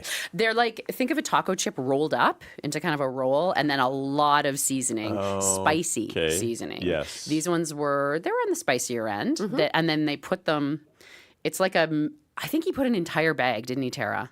Of Takis? Yeah. Pretty much by the end of it, Yeah, pretty much an entire bag of Takis on some mini donuts. Now, the mini donuts were like, they weren't sugared. They were just mini donuts and then Takis and then the sauce, as you heard. So it was a flavor sensation, let's say that. I like Takis. So I mostly ate those, and the sauce was pretty good. Yeah. But it was a huge serving. It was interesting. You know, it was edible. So, so let's go with that. Number one. I beg to differ a little bit. I didn't like them so much. She didn't. I much more prefer the cinnamon sugared mini donut, the OG mini donut. The original. All right. What about the Long John Donut grilled cheese? By the way, that young woman, what an entrepreneur. Oh, yeah. Yes. Loved Amazing. her. Kudos to Sarah. Killing it over there at K-Days. But I will say it was weird. When I first started eating it, I thought, okay, yeah, I can get behind this. I think I had a tummy ache later. Now, can I ask you, does it look like a grilled cheese or does it look like a Long John donut? It looks like both. Yes. That's a trick question. So it's a Long John donut. So we're talking, like a long donut that has chocolate on the top. Yes. When you cut it open lengthwise, which they did, there's the cream inside too, right? Right. That is all still there. But then they put cheese, pulled pork, then they grill that basically, and then you eat it. So the Long John donut becomes the bun. Right. It was interesting because you'd take the bite, you get the chocolate, the cream, then the pulled pork and the cheese would kind of overpower that. So you would start sweet and then go savory. Now, I'm more of a savory tooth than a sweet tooth. Yes. At the end of it, I think it was interesting. I do like the idea of creating a sandwich on a donut because I like the sweet savory idea. Sure. This one just was a little bit too much for my liking. But I also rarely even eat donuts. So I think it was taking me out of my wheelhouse. The question I have for you, Tara, though, it's the cream that kept, visually, I didn't taste it, but the cream kept throwing me. Did that kind of... The cream was throwing me off the most. too far? Yeah. Had it just been a chocolate-covered donut, maybe. I would rather have a grilled cheese sandwich and then eat the donut after. Yeah. Turns out putting the two together is interesting. Okay. Is interesting. One thing we did not get to try, though, that is another one of the new foods that we were very eager to try, is dill pickle cotton candy. Right. I thought that was a joke when you first talked about it. I wanted to try it. Well, maybe, we never did see it. So. It wasn't available at the time. Well, it wasn't available at the time. They were still creating it in a lab somewhere. But no, apparently it's dill pickle seasoning on your regular cotton candy. So again, that's a sweet savory thing. Yeah. It's interesting, but I don't know if it's for me. Well, once again, ladies, thanks for your sacrifice. Thank you. In the name of food culinary, You're welcome. All right. Yeah. And you can find out more about this year's new foods competition by going to k-days.com. It's 12 minutes before 7.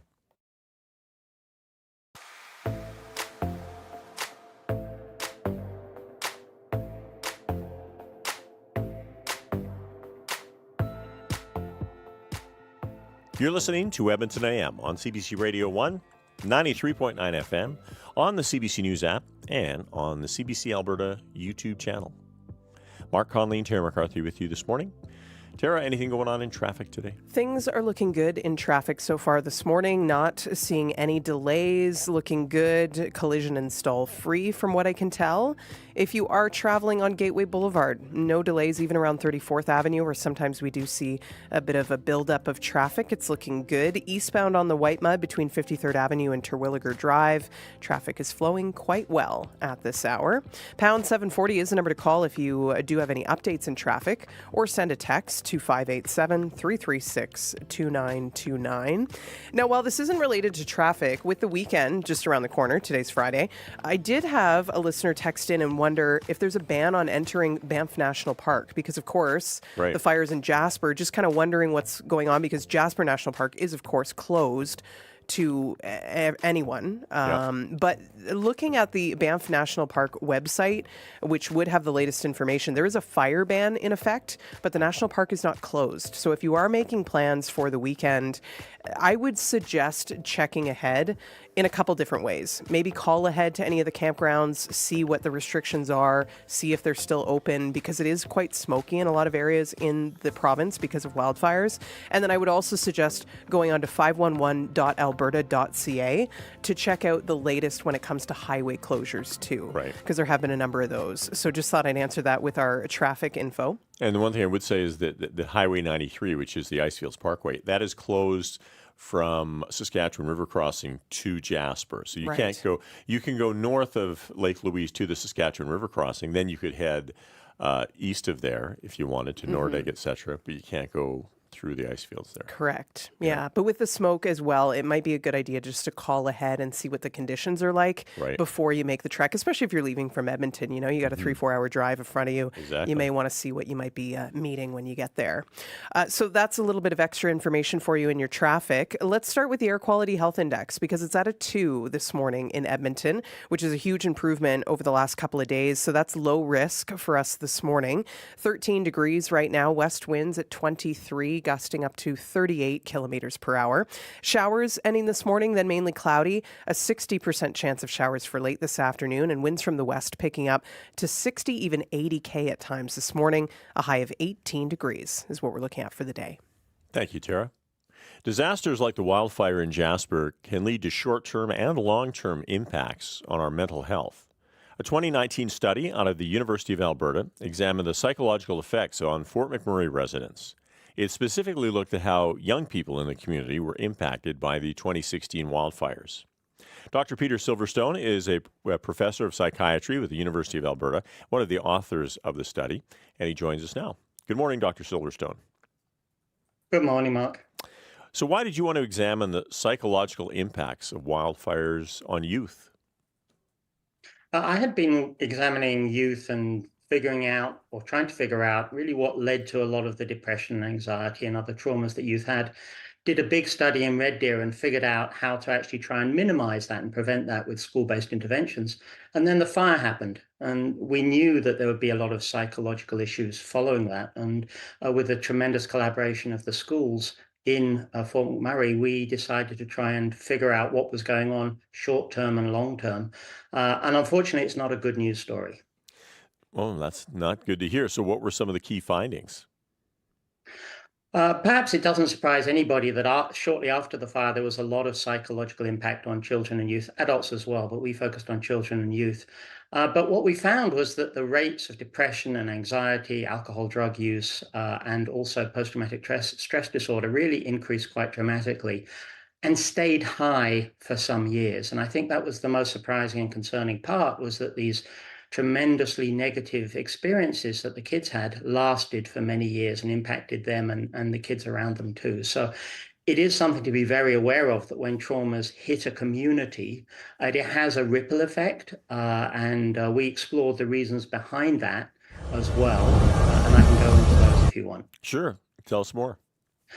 So what happens to a community like Jasper and, of course, Fort McMurray after a fire is there's a lot of disruption. Schools, of course, but also jobs. Some people won't return. Some of your friends will decide to stay away. Some of the parents will move away. There's stresses often in relationships because of money, finances, changes in work, and so on among parents. And all of this feeds down to the kids. And so it tends to have this big ripple effect across the community that impacts kids in many ways. And we think that's probably why these short-term traumas, which are very negative, last so long. And again, being a community-wide trauma, everybody experiences it. And so there isn't a space really where you get a lot of relief. Everybody has had these negative things. Everybody's dealing with issues. And so I think that is one of the things to be aware of. And so I'd first of all like to raise a note of caution for anybody experiencing it now and try and help them prepare for what to look forward to and how to minimize the downsides of what's happening over the next few months. So what advice would you give to those folks? I think the first one is be realistic. These mental health problems affect everybody. We have these short-term needs. We need to look at safety. We need accommodation. But there will be longer-term needs. And I think recognizing that for most people, that impact is a 3 to 6 month psychological impact, not a 3 to 6 week impact. I know the news cycle will move on, but for the individuals who've experienced it, it will be a longer term impact. And just be aware and prepare yourself for that. The second is to try and increase mental health resiliency during this period, both for yourself and for children and youth. There are some things that can be done, and while they sound obvious, they are important. One is be aware that emotions will be more labile. People will be more up and down, more irritable than usual because of this. Second is if you're concerned, seek help. A lot of people think, oh no, I'll just ignore it. Please don't, seek help. And that help can be professional help, but of course, reaching out to friends and neighbors and family is also important. Physical exercise is incredibly important for mental health, and we tend to minimize that, particularly when you're dislocated and out of your usual comfort zone. Still try and seek opportunities for you and your family to do physical health. For example, young children, games with things such as jumping jack or various other things that keep them physically active can be very effective. And then, of course, just being aware, as I say, it's a 3 to 6 month period, and that there are many online resources of something called cognitive behavior therapy, CBT, which can really help give you and your family tools to deal with it. So my message is be aware this is a serious problem. It does have a long-term impact, but there are tools to help you and your family minimize the potential risks. And I guess one piece of advice, too, would be to, get after it. Don't wait until you're sort of feeling the effects to deal with it. Yes, and you've emphasized a great point there, Mark, which is early intervention. Yeah. Recognizing that you or your family are having problems is the key. You can't deal with it unless you recognize it. And if someone says, hey, what's going on, feel free to open up to them. Don't kind of hide and say, oh, it's nothing. Doctor, this has been really valuable. Thanks very much for joining us this morning. Thank you. The only other thing I'd say very briefly, Mark, is that adults also get affected, and all of the things I described with youth impacted adults as well. So whether you're a grown-up or a child going through this, or you have children, do think about your mental health. And thank you for focusing on this, because it's a really key part that tends to be ignored. Yeah. Thank you, Doctor. Thank you, Mark. That's Dr. Peter Silverstone, professor of psychiatry at the University of Alberta. He's one of the authors of a 2019 study that examined the long-term psychological impacts of the Fort McMurray wildfires on youth in that community. 3 minutes before 7 now, and joining us to talk about our news headlines is Adrienne Lamb. Good morning, Adrienne. Good morning. Cooler weather and rain helping to limit the spread of the wildfire raging in Jasper National Park. The two wildfires have now merged and gobbled up an estimated 36,000 hectares. And tourism operators there are in limbo as a result of the fires. Updates on social media now rolling in from operators like the Rocky Mountaineer passenger train. They say they're unable to continue their rail through the Jasper area for the foreseeable future, Mark. All right. Thanks, Adrienne. On the current today, some cities in Canada are declaring intimate partner violence an epidemic. London, Ontario, among the latest. So coming up in the current, they will speak with the family of a 17-year-old homicide victim and how they're coping. That's on the current with guest host Rebecca Zandbergen at 8:30 after the 8:30 news here on CBC Radio 1. Let's check in with Tara now and see what's happening in traffic today. Well, the thing I'm seeing the most clearly on the map is a delay on 75th Street, northbound and southbound. Looks to be like commuters there are waiting for a train to pass by. Yes. Yeah, so it's just north of Roper Road. That's where that delay is. So the train track's going through there. Hopefully that will clear up shortly for you folks if you're tuning in from that spot in the city. Otherwise, traffic's flowing quite well throughout on the Yellowhead, White Mud, right around the city on the Henday. No trouble spots, no collisions or stalls have been reported so far this morning. 13 degrees right now, west winds at 23, gusting up to 38 kilometers per hour currently. And those west winds could even pick up further from here to 60, even 80 K at times this morning. We're looking at showers ending this morning, then mainly cloudy. A 60% chance of some showers for late this afternoon, a high of 18 degrees for today. Another chance of showers for early this evening and a bit more of that west wind, a low down to 14. And then through the weekend, we'll actually see sun return. So a mix of sun and clouds Saturday and Sunday, 22 on Saturday, 25 on Sunday. And as I mentioned, right now we're at 13 on this Friday morning. Winds from the west already gusting out there. Air quality health index has dropped significantly. We're at a 2 this morning. So a lot of that smoke has left the skies, which is great news. So we're at low risk by sitting at a 2 on that index. That's good to hear because it's been tough on a lot of people the last few days. It really has. So Yeah. hopefully you can breathe easier over the next few days. Well, we just heard from a psychiatrist about the lessons learned about mental health after a wildfire. Coming on the program, we're going to talk about the lessons maybe drawn from Lesser Slave Lake, where they had the huge fire there a few years ago. That's after World Report at the top of the hour.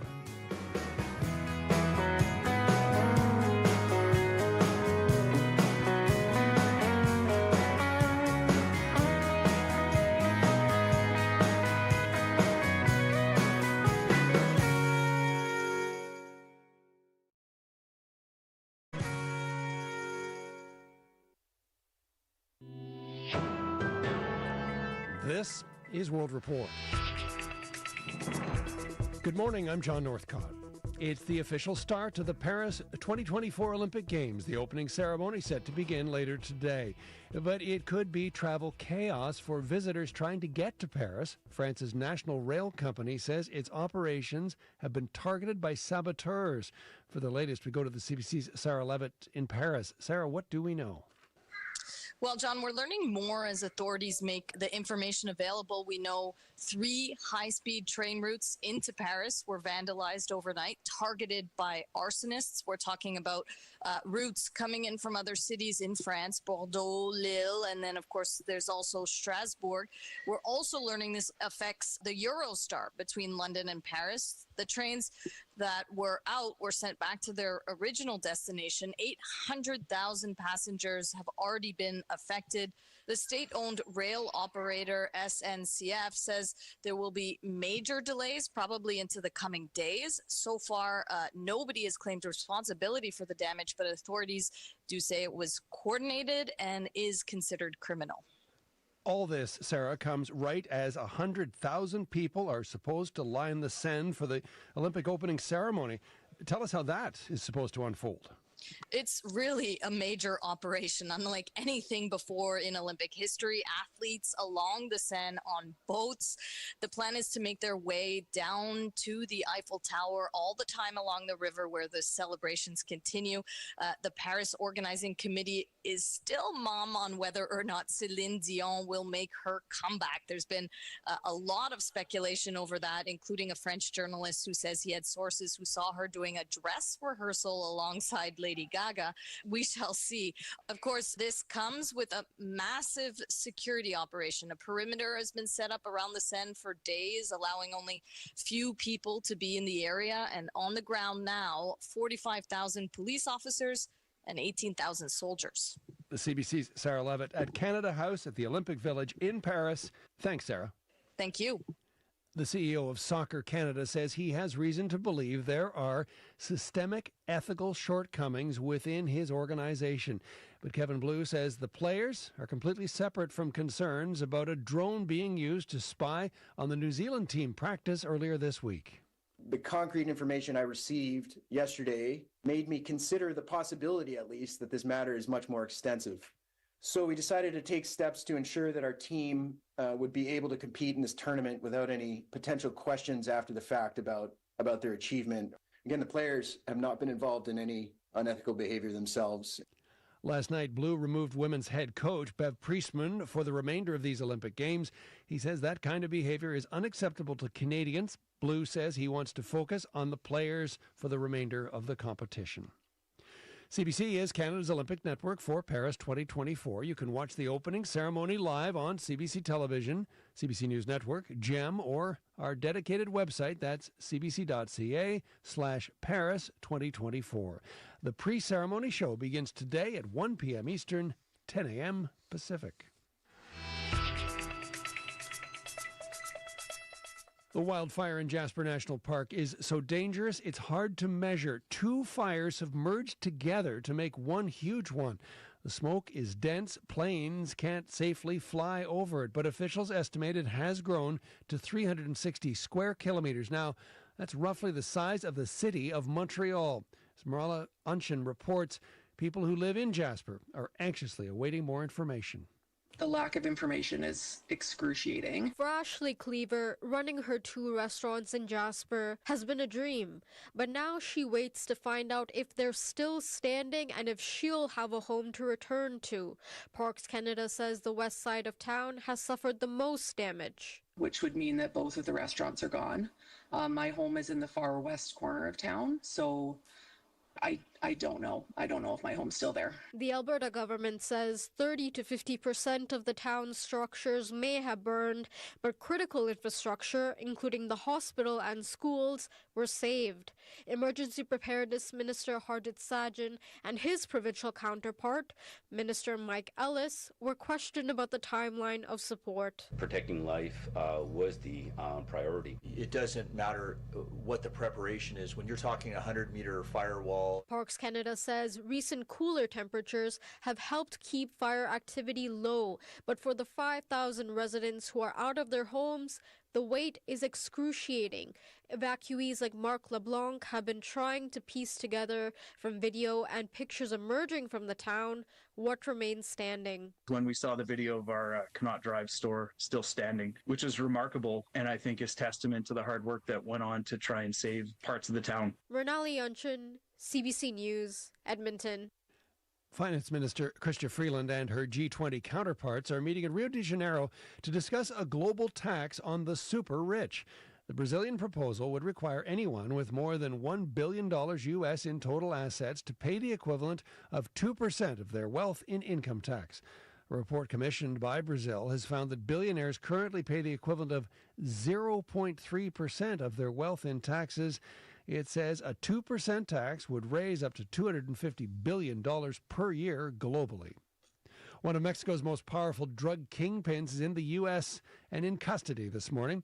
Israel Elmao Zambada co-founded the infamous Sinaloa cartel with Joaquin El Chapo Guzman, also arrested in Texas, one of El Chapo's sons. For more on this story, the CBC's Caroline Bargut joins us from Washington. Caroline, what do we know so far? Well, these are very high-ranking members of one of the most violent and powerful drug trafficking organizations in the world. So that makes this a major bust for U.S. authorities. Now, U.S. Attorney General Merrick Garland says 76-year-old Ismael Zambada, who's also known as El Mayo, is facing a slew of charges for fentanyl trafficking, money laundering, firearms offenses, kidnapping, and conspiracy to commit murder. Now, he's evaded authorities for decades, and he was apparently lured across the border by federal agents. El Chapo's son, he's 38 years old, Joaquin Guzman Lopez. He's also facing charges for trafficking in large quantities of cocaine, heroin, and meth, among other drugs. Garland said the pair join a growing list of Sinaloa cartel leaders and associates who the Justice Department is holding accountable in the United States. The Justice Department will not rest until every single cartel leader, member, and associate responsible for poisoning our communities is held accountable. As you mentioned, Caroline, U.S. authorities have been looking for both men for years. What more can you tell us about that?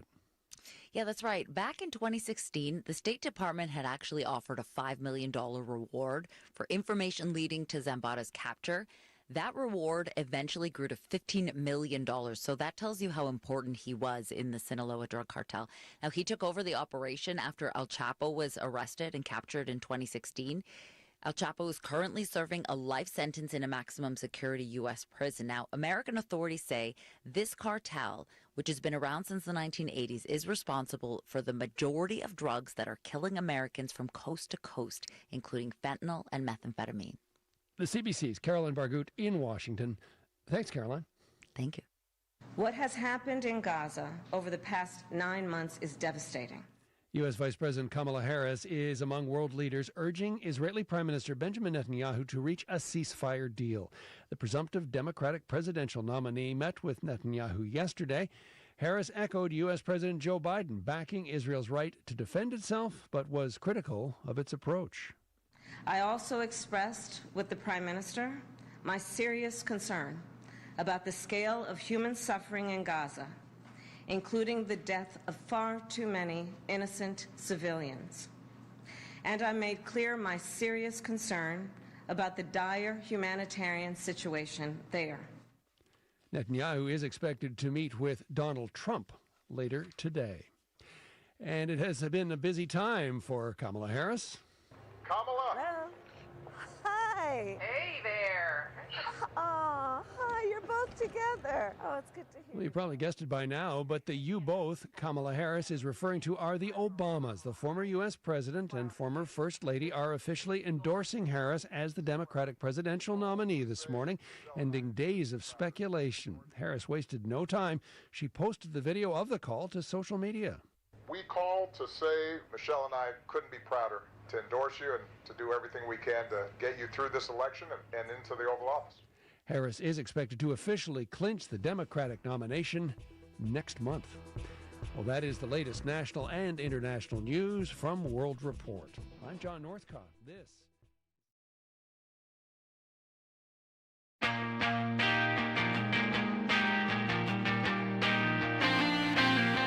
Good morning. I'm Mark Connolly. This is Edmonton AM on CBC Radio 1, the CBC News app, and the CBC Alberta YouTube channel. It's Friday, July 26th. Up next, what are the lessons Jasper can take from communities ravaged by fire? We'll hear from the former MLA for Lesser Slave Lake. With look at our weather, here's Tara McCarthy. Good morning. We are starting out at 12 degrees. Winds from the west, still fairly strong at 20, even gusting up to 45 kilometers per hour right now. And those winds could pick up a little bit more as we continue through the morning, up to 60 or even 80 kilometers per hour. We'll see showers ending this morning, then mainly cloudy, a 60% chance of showers for late this afternoon. And we're looking at a high today in Edmonton of 18 degrees. Thank you, Tara. Adrienne Lamb has our news headlines. Good morning, Adrienne. Good morning. Cooler weather and rain helping to limit the spread of the wildfire raging in Jasper National Park. 2 wildfires have now merged, and they've ravaged an estimated 36,000 hectares. That's just one of 173 fires, about 50 of those burning out of control here in Alberta, with crews on the ground are arriving from Mexico, South Africa, New Zealand, and other parts of Canada to help in the firefight. Thank you, Adrienne. And Tara, anything to report in traffic? Things are looking good so far out there, not seeing any collisions or stalls. And actually through construction zones, traffic's flowing quite well so far. We're not seeing a buildup on the eastbound Whitemud. We'll keep an eye on that area, though, between 53rd Avenue and Terwilliger Drive. And looking good on Gateway Boulevard if you're making your way north into the city. It usually can be a bit busy around 34th Avenue, but right now things are smooth sailing. Pound 740 is the number to call if you do have any updates in traffic, or send a text to 587-336-2929. Thank you, Tara. It is 12 minutes after 7. Residents of Jasper are facing significant losses from the wildfire that ripped into town on Wednesday night. Vast stretches of the town site have been destroyed, and it's something our next guest is all too familiar with. Danielle Larrivee is the former MLA for Lesser Slave Lake. She was among the thousands of people evacuated from Slave Lake after a devastating wildfire there in 2011. She joins us on the line. Good morning, Danielle. Good morning. So what goes through your mind as someone who experienced the trauma of wildfire when you see the pictures, you hear the stories coming out of Jasper? Well, it absolutely brings it all back. Remembering that day, remembering the chaos, remembering leaving Slave Lake, really not knowing if any of my community would be there when I came back. So really, it has been quite a rough couple of days, worried about the people of Jasper and their community, because anybody who's been through that, really, it's devastating to see somebody having to go through the same thing. Can you remind us of how it happened at Slave Lake and you know what the expectations are? Was there much warning at all? Really there wasn't. Very similar to what happened in Jasper. I remember, hearing stories of people who were out on their roofs watching the fire, because you could see it in the distance. But at that point, it was a number of kilometers away. It was just, something of interest, but not an immediate threat, until with gusts of 140 kilometers an hour plus, the wind turned, and all of a sudden that fire was racing towards the community. And, 15 minutes later, those same people who'd been watching it on their roofs were running out their front door with the few things as the back of their house was on fire. And it literally happened that quick. And with that kind of chaos, the communication was was not great because it just happened far too quickly for anybody to be able to even respond appropriately to that. Yeah, I mean, Slave Lake was such a close call for so many people. Yeah, that was wild. So, what do you think? People in Jasper who they were evacuated sort of ahead of time, and then they had to watch as the fire crept into the city on Wednesday. What do you think kind of emotions they're feeling now? Well, I absolutely know that they are desperate for any information that they can get. Any of those photos or videos that are out there on social media, they're desperately combing through, seeing what information they can get from there. For some of them, they know the answer. For many more, they're still waiting for that. And then, along with that, the exhaustion that comes with taking a trip that you never planned for and that you never wanted to take. With overlaid by all the worries and unknown, just wanting to go home. But I think the other piece of that is profound gratitude for the amount of support that they're receiving as well. So after your personal experience at Slave Lake, you also, as a government minister, oversaw the fire recovery efforts during the 2016 Fort McMurray fire. What lessons did you learn from that experience? What do you think Jasper might be able to take from it? Yeah, certainly it was my profound privilege as someone who'd gone through it to be able to be the Minister of Municipal Affairs, supporting the community through the evacuation and recovery. What I do know is it's possible to get as much information as possible to them and to push the limits on that, because that was certainly something that I had learned. We did telephone town halls regularly to make that information as available as possible, for people to just call in and ask their questions and hear the answers and feel some sense of control over what was happening. So I hope that's being planned, and I hope Mayor Ireland can push for that as well. And then I think the other really important part that I push based on my experience in Slave Lake is the fact that the whole entire community has been impacted by trauma out of this. Not a single person, whether they lose their house or not, wasn't impacted by the fact that they left the community not sure if they were going to be okay, and definitely not sure if their home and everything that constitutes their daily lives was still going to be there when they go home. And that changes people, that changes the community. That's a profound stressor, and everybody really needs to be kind and gentle to each other eventually as they meet with each other, but when it's time to go home, because it's a pretty slow start when you're still that stressed out. Yeah, for sure. And we just heard from a psychiatrist who did a study on the Fort McMurray wildfire and just how long-ranging that impact is, and that people really should deal with it sooner rather than later. Right? Yes, absolutely. Yeah. Now, some people might be concerned that once Jasper is rebuilt, it won't be the same as it was. And let's face it, Jasper is a world, tourist site. It's a place with so much history, and sometimes some things will exactly not be the same. And I'm sure that was the case with Slave Lake as well. Yeah. I think pretty bluntly that no community is ever the same after a major disaster. This will have changed Jasper, just like other things over history have changed Jasper. But that doesn't mean that it can't be a great community afterward. Certainly, in Slave Lake still there are a few scars. There's still places where something wasn't rebuilt. And if you go into the forest, you can still find some blackened trees hidden in some of the green ones. But the reality is you come together, you rebuild, and those scars do fade with time. And in fact, I would say that in the end, some parts will be even newer and better, and come out the other side as a new but still great community. Do you think Alberta, because of the experience we've had with Slave Lake and Fort McMurray, maybe that helps from the point of view of that we've gone through this before, we know we can come out the other side of it? Yeah, it's pretty sad that we've had to go through that. But I certainly do think and hope that we continue to learn from each of these experiences so we can do better and be better every single time a community has to go through this. And I certainly think we do have to continue to know better and do better to do prevention to make sure as much as possible that this doesn't happen to another community again. Well, Danielle, we really appreciate you going over this with us. I know it can't be easy to dredge up these feelings and emotions, but I think it's really valuable. So thanks. Yeah. Yeah, I just want to say the people of Slave Lake are absolutely, and I would say Fort McMurray as well. I feel like I speak on their behalf. Yeah. Our hearts are with the people of Jasper. We know it's hard, but hang in there and you'll get through it.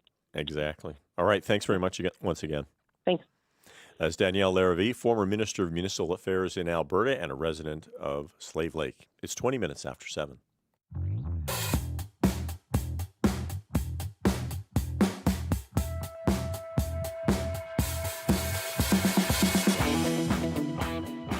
You're listening to Edmonton AM on CBC Radio 1, 93.9 FM, and on the CBC News app. Mark Conley and Tara McCarthy with you this morning. How are we doing traffic-wise, Tara? We're doing okay. I'm just zeroing in on one spot, though. Earlier, I mentioned some delays northbound and southbound on 75th Street around the train tracks, just north of Roper Road. Right. But I'm still seeing a significant delay for southbound traffic, and that goes beyond the train tracks. Oh. So not sure what's going on there. If you happen to have passed through that spot and have any updates, it may just be some volume because of the trains going through, but I just want to double check. So I'm not seeing reports of a collision or stall. However, if you have a different story, let me know by dialing pound 740 to reach our traffic line or send a text to 587-336-2929. And once again, the specific area is as you're heading southbound on 75th Street, just south of 63rd Ave toward Roper Road. So through that area, we're seeing a bit of a delay. So between Argyle and Roper Road. If you are curious about our forecast for today, 12 degrees is where we're starting at. It's pretty windy out there. West winds at 20, gusting up to 45 kilometers per hour. And as we continue through the day, we'll actually feel those winds pick up to 60, even 80 possibly this morning. Showers ending this morning as well, then mainly cloudy, a 60% chance of showers late this afternoon. And we're looking at a high of 18 degrees. Down to 14 tonight, mainly cloudy, a 60% chance of showers for early this evening. A little bit more of that west wind. And then through the weekend, we'll see a mix of sun and cloud, both Saturday and Sunday. High of 22 Saturday, 25 on Sunday. Thank you, Tara. Jasper is a resort town staffed by both locals and hundreds of temporary workers, including Leo Boscuti from Australia. He works as a chef at the Forest Park Hotel in Jasper. He fled the town in a friend's car and is now in Edmonton. And Leo spoke to CBC about his experience from outside the downtown Coast Hotel.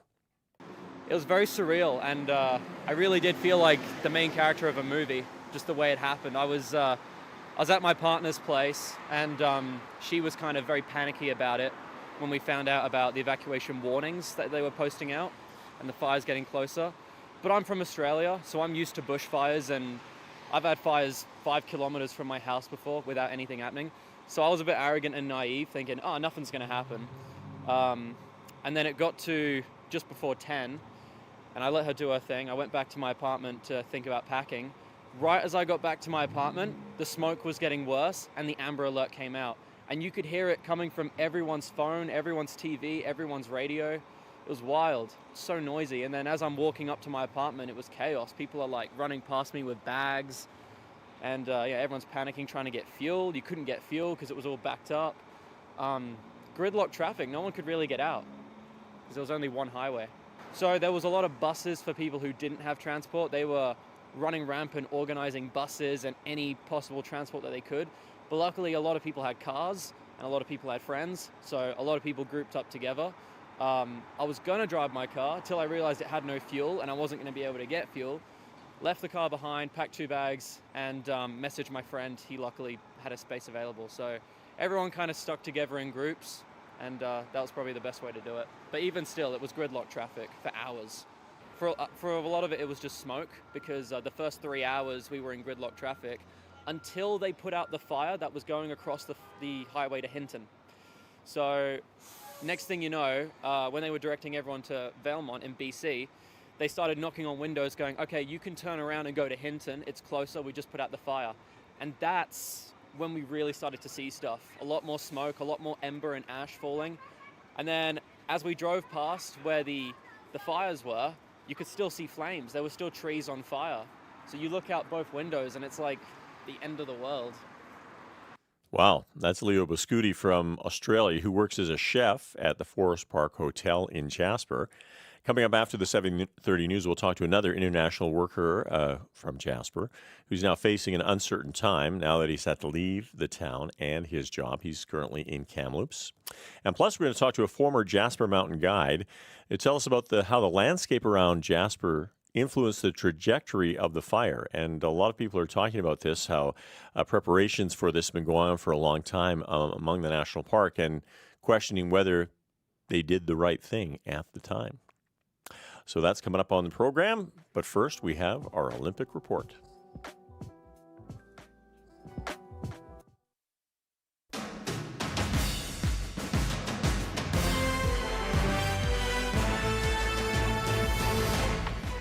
Welcome to Olympic Games Report.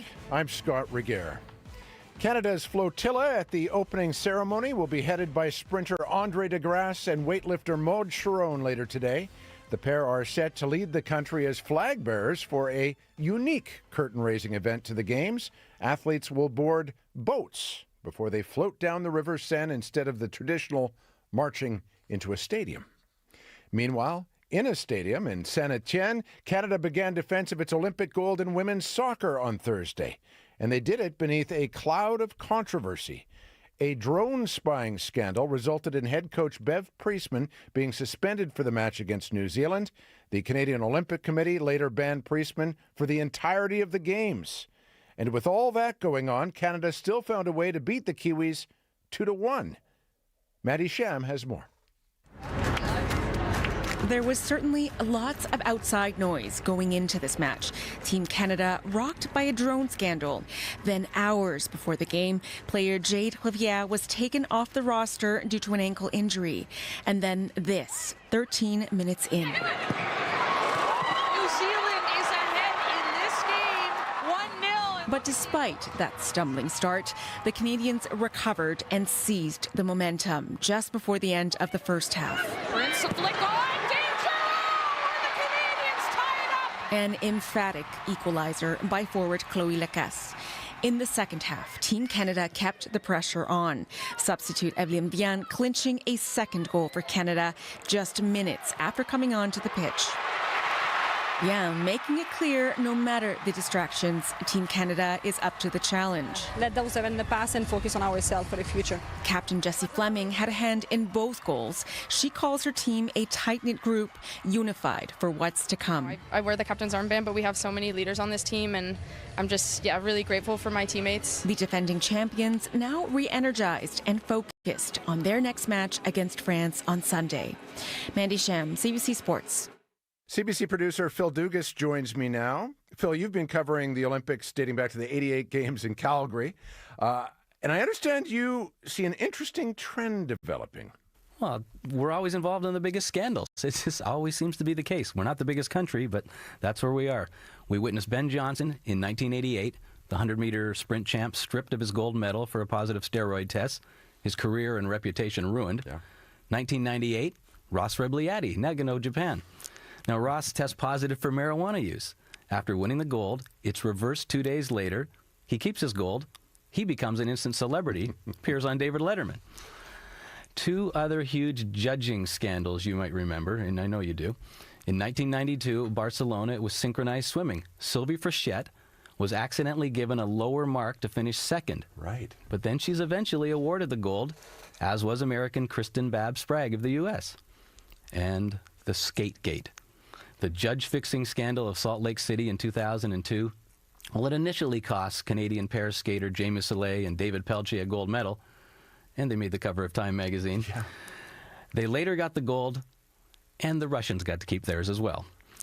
So this drone spying mess in women's soccer in Paris, well, all I can say is we're not the biggest nation, but that's a lot of Olympic scandal for one country of any size. Is it ever? Okay, thanks very much, Phil. That's CBC producer Phil Dugas. And remember, the games haven't even started yet. So what's next? Thanks, Phil. Meanwhile, Canada's basketball teams are busy preparing for the start of their tournaments. The women, led by Kia Nurse, are ranked 5th in the world and begin play Monday against France. The 7th-ranked men, meanwhile, are on the court tomorrow, where they'll take on Greece. Despite being home to the man who invented the sport, James Naismith, Canada has not fared particularly well in basketball at the Games. The women have never won a medal, and the last time the men did was 88 years ago in Berlin. Naismith was actually at those games, where he personally handed the Canadians their silver medals. And no, those games were not played using peach baskets. That is your Olympic Games report. I'll be back at the same time each weekday of the Olympics. I'm Scott Regehr.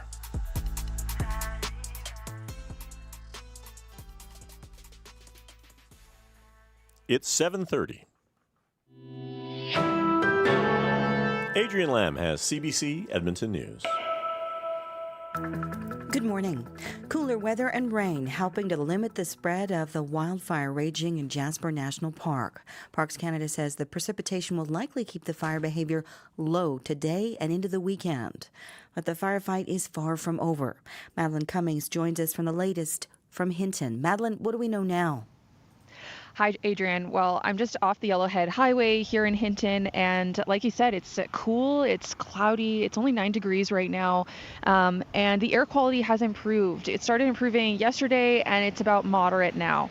As far as the current wildfire conditions go, the 2 wildfires we know have now merged and burned an estimated 36,000 hectares so far, but mapping those fires, now called a complex, has been really hard for many reasons, including that yesterday satellite imaging was obscured by thick clouds. We know that there have been buildings and homes lost in Jasper, with the damage worse on the west side of town, but we heard from Parks Canada last night, critical infrastructure has been saved. The water treatment plant, schools. A statement, too, from Jasper Park Lodge last night coming in, confirming that most of its structures, including the main lodge, are intact. Looking ahead to the rest of the day, the Unified Incident Command Post is fully operational here in Hinton. I'm seeing lots of fire trucks and firefighters here in town. Folks from the Jasper Fire Department staying at our hotel. There are snacks set up for them this morning. Thanks to this good weather, the fire behavior will likely be low today, but there is some warmer temperatures in the forecast, and that will be the danger for the days ahead. Thanks, Madeline. That's the CBC's Madeline Cummings reporting from Hinton this morning. As she mentioned, the damage still being assessed, but we do know that homes and hotels and restaurants were leveled in Jasper, including a well-known Anglican church. The historic Gothic heritage-style building known as St. Mary and St. George Parish has been destroyed.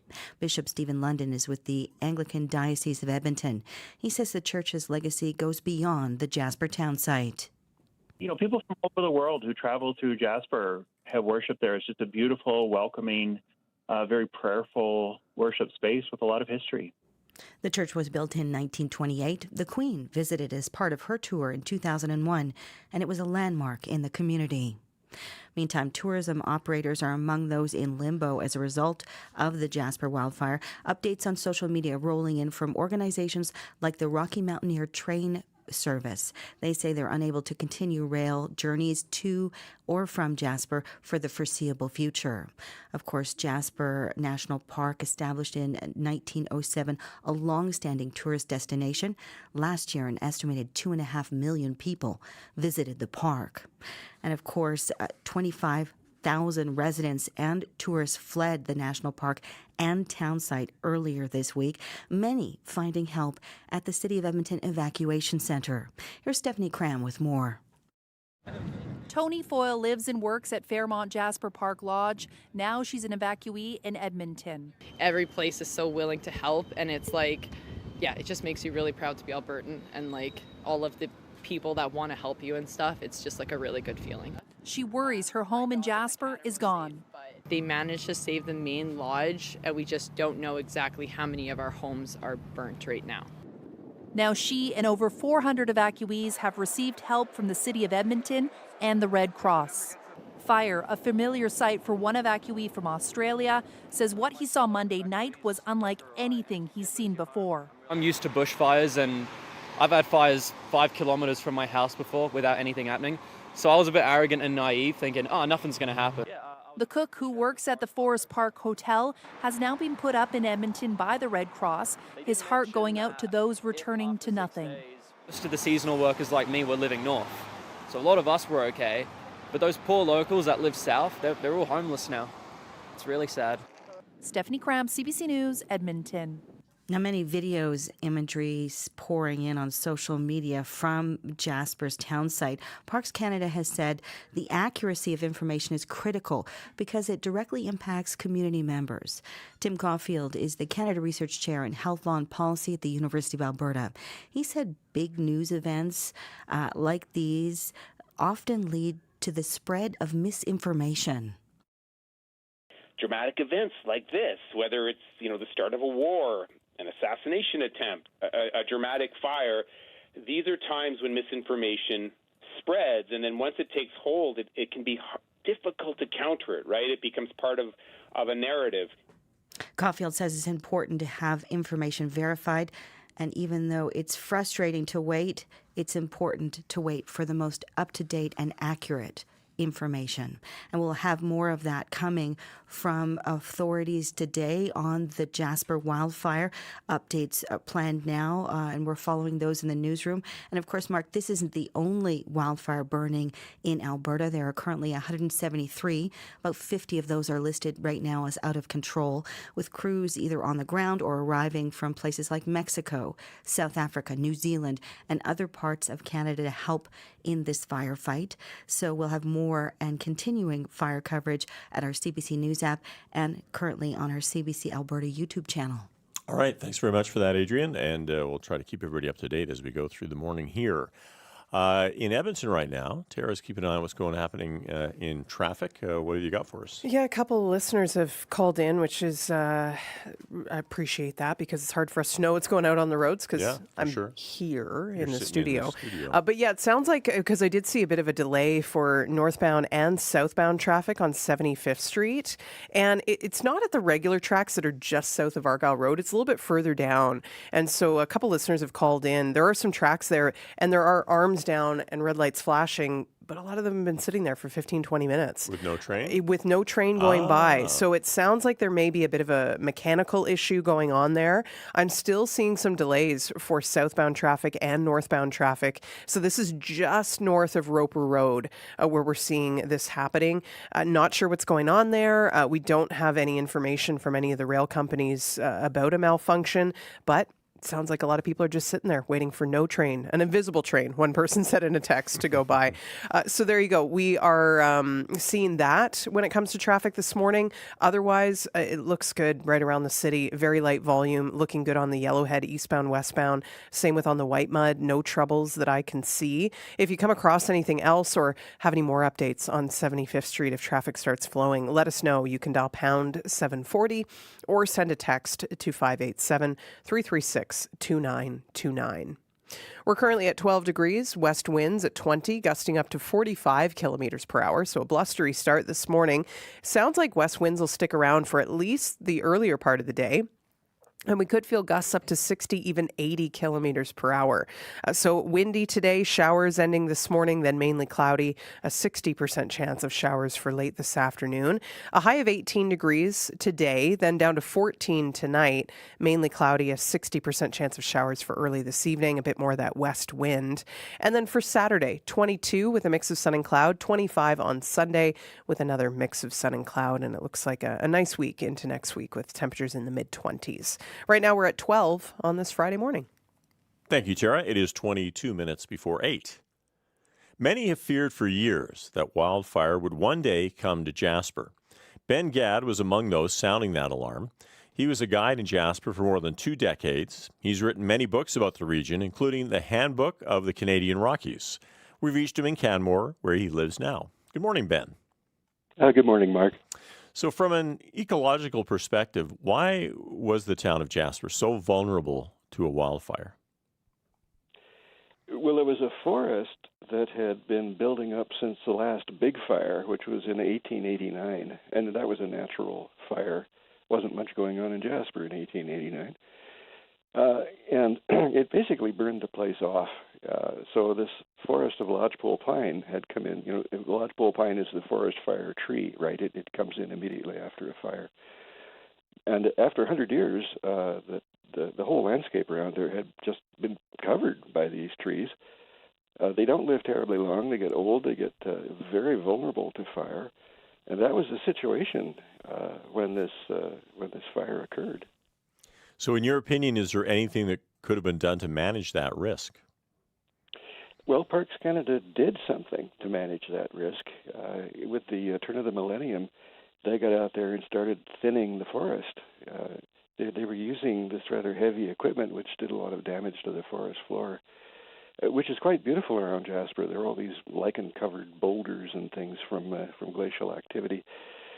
But it doesn't seem to have been the right thing at the time. And I pointed out that they were thinning in a way that left the trees what I thought was too close together. Some friends of ours lived in the Evacuee area of Kelowna when they had that big fire, and I remember walking around before it and noticing the kind of spacing of the trees, natural spacing of the trees there, and the person who was a wildlife guy from the province said, you know, I'm worried that this is all going to burn up, and I thought, well, I don't know, those trees look pretty widely spaced. But by golly, when that fire came down from the mountain, it went right through there, burned them all up. And I noticed later that the thinning in Jasper had left the trees closer together than they were in Kelowna. So, of course, I wrote to Parks Canada about that, pointed this out, and said, you know, you guys, do you really know what you're doing there? I think what you need is a great big fire guard west of town, and, which is the direction we all thought the fire would come from. It was strange to see it come in from the south, you know. But they ignored that, and rather than a fire guard, they put in they did this thinning, and as we know now, it didn't work. Some of the criticism had been that, from what we've heard from others this week, was that the fire smart sort of interventions that they did were more cosmetic rather than really effective. Did you share that perspective? Sure. Yeah, I mean, if they'd thinned the forest properly, it would have looked a bit ragged. You know, it would have had bigger spaces between the trees. But you know, Jasper's a tourist town, and what we used to say is, you know, blackened mountainsides don't look green, the color of money, for people to come and see the place. So, yeah, I think basically it was kind of a political decision to keep the place looking what everybody considered was nice. Right. Now, when you talk about a fire guard, we're basically taking the forest out of that area, right? Like you take it right down to the ground. Is that correct?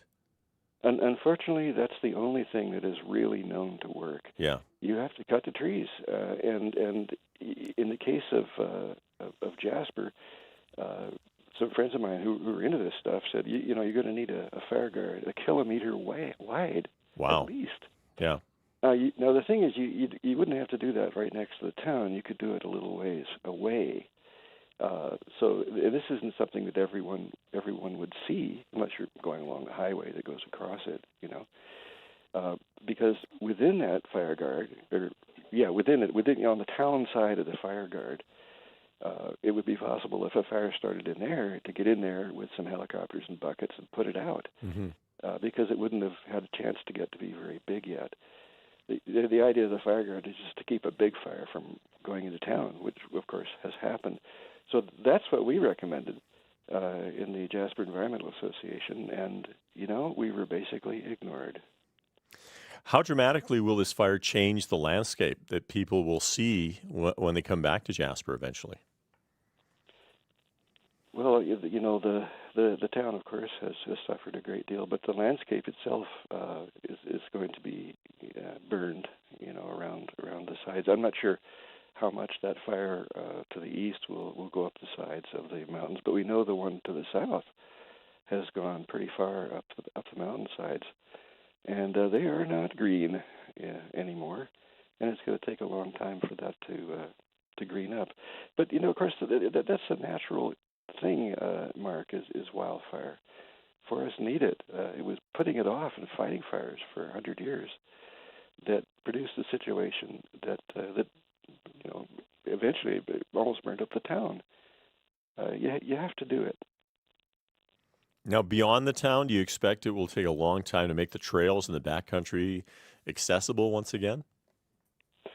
Well, there'll be a lot of down timber. Of course, it depends on how hot the fire burned.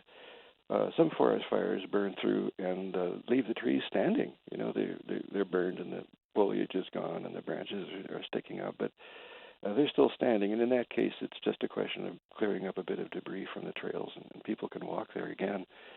But a really hot fire that brings down the trunks of the trees makes a real mess of the trail, and that'll take a while to clean up.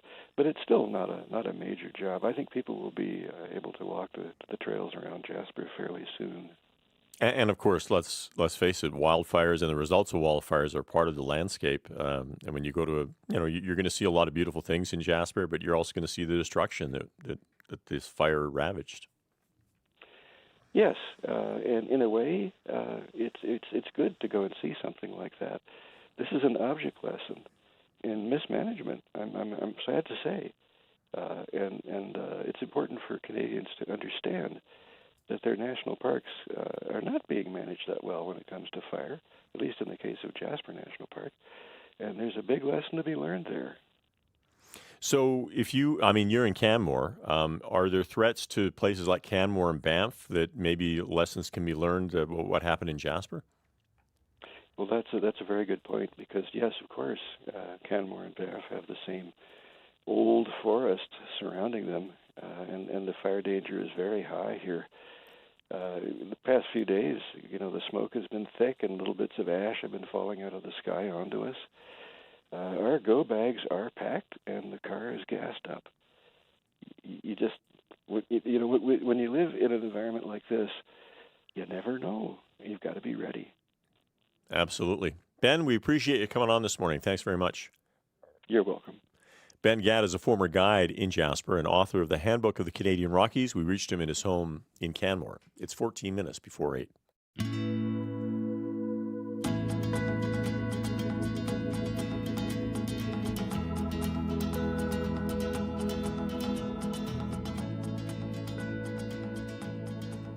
You're listening to Edmonton AM on CBC Radio 1, 93.9 FM, on the CBC News app, and this morning on the CBC Alberta YouTube channel. Mark Connolly and Tara McCarthy with you this morning. Tara, keeping an eye on ghost trains.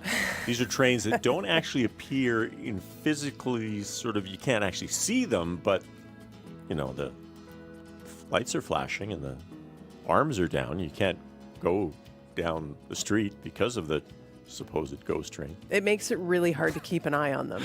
Exactly. Because there's nothing to see. Yeah, they're not really there. What we're alluding to is that there was a slowdown on 75th Street. Northbound and southbound traffic was sitting at a standstill. People were calling to say they'd been there for 15, 20 minutes, waiting for a train to go by because the arms were down, the lights were flashing, following the rules of the road. Absolutely. And there was no train going by. Now, I do have an update. It looks like traffic is flowing through there just fine. Either that or everyone's just turned around and left the area. But it looks like 75th Street. This is just north of Roper Road.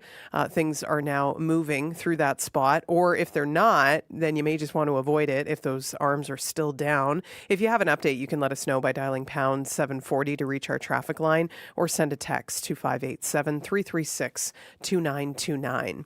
Bit more activity on the Yellowhead around 127th Street in both directions, eastbound and westbound, working through that construction. No major delays, though. And then also we're seeing a little bit more activity eastbound on the White Mud between 53rd Avenue and Terwilliger Drive. As we look at our forecast, windy today. West winds already up to about 45 kilometers per hour, and they could pick up to 60, even 80 at times. We'll also see showers ending this morning, then mainly cloudy. A 60% chance of showers for later on this afternoon. High of 18 degrees today. Down to 14 tonight with mainly cloudy skies. Another chance of showers for early in the evening and a bit more of that west wind. Saturday and Sunday, a mix of sun and cloud, and we'll be back into temperatures in the mid-20s. Right now, we're at 12 degrees on this Friday morning.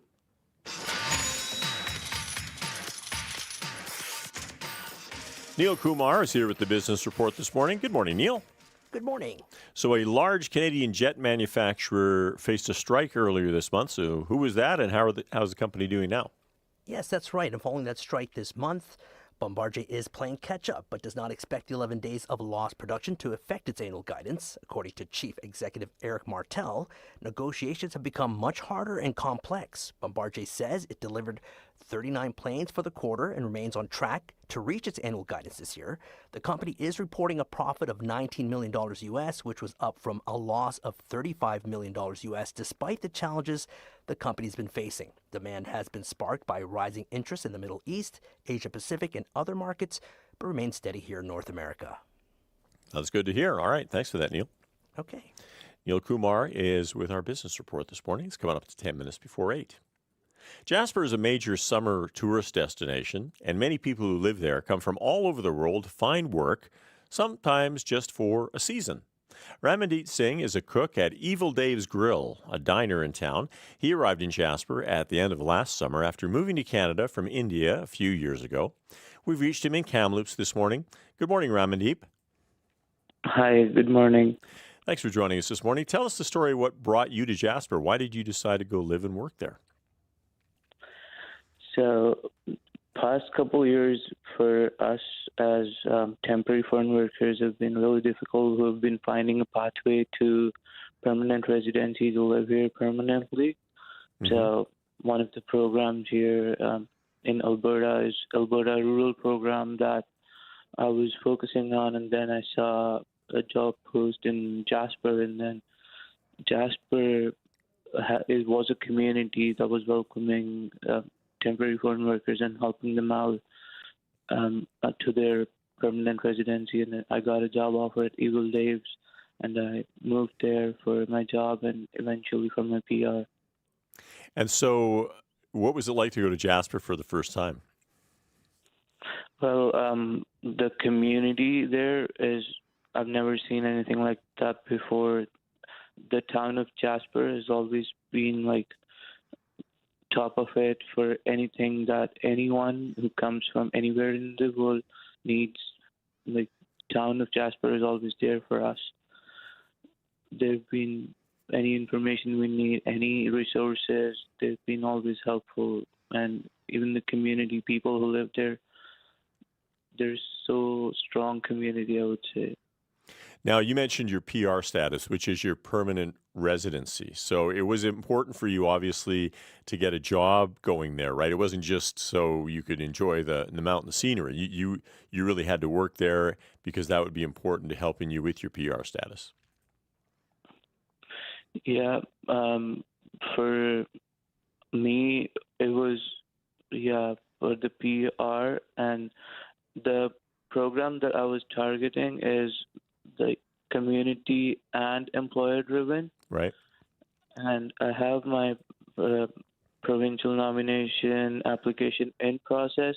I don't know what the outcome will be since I'm not no longer working right now, and I don't know how long will it take for me to get back to work or for the community to get back. I don't know. It's just I do not have enough time on my work permit. My work permit expires in September, and through your platform, I would reach out to provincial immigration or federal immigration to please look into, it's not me. There will be many like me who will be working here for their PR and would like an extension or something just in our favor. Right, of course, because your job ended through no fault of your own, and this kind of disaster happened. So it must be very. Are you kind of stressed out about that? That must be hard to take. Yes, that is taking another mental toll on top of everything else that we need to worry about, our town, our homes, and work. And another thing on top of everything is what's going to happen next. We're going to go find something else. We don't have time on that. Yeah. Yeah. Now I understand you're in Kamloops because you have friends there. Is that why you went there? Yes, I have friends here from university that I went to at Thompson Rivers. So I'm staying at one of my friend's place right now. Yeah. And what about other folks who are in the same boat as you, so to speak, that are in the same situation? Yes, I've spoken to a few of them, and like there are many like me, some permit expiring in 6 months or like even lesser than that, and they're also stressed out. Yeah. So, have you heard anything from either provincial or federal governments about status or about something that might be done to accommodate those who maybe through no fault of their own have lost their jobs for now? I've been looking for updates regarding that, but I could not find any.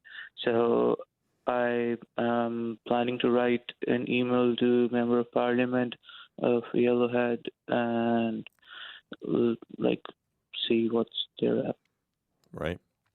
Well, Ramandeep, we wish you the best of luck. I hope things turn around for you. And, I obviously this is an issue that they're going to have to deal with. So hopefully someone takes it up, and I hope it works out for you.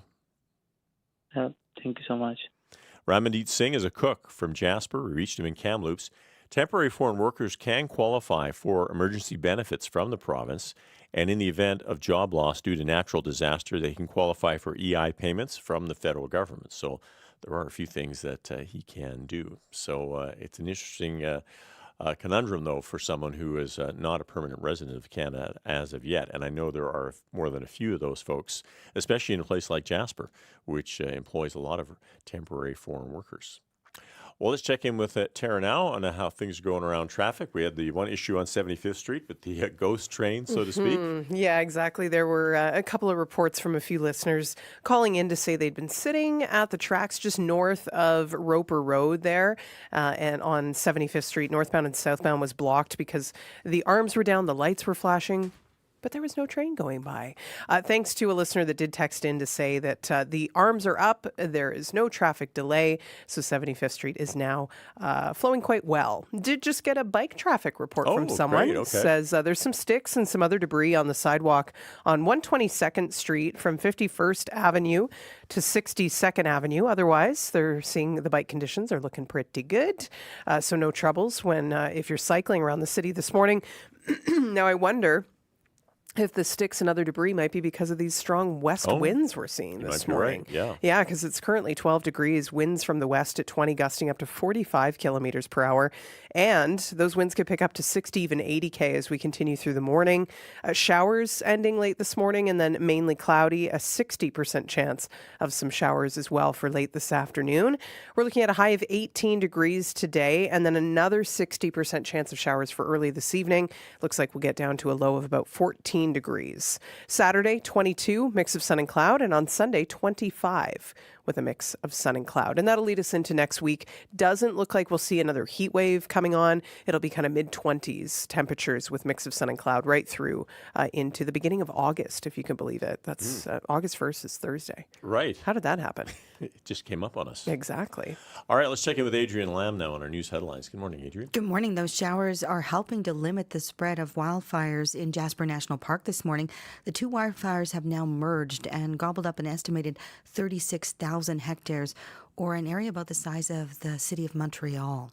And homes, hotels, restaurants leveled in the wildfire, including a well-known Anglican church in Jasper, the historic Gothic heritage-style building known as St. Mary's and St. George Parish. We'll have more in our local news.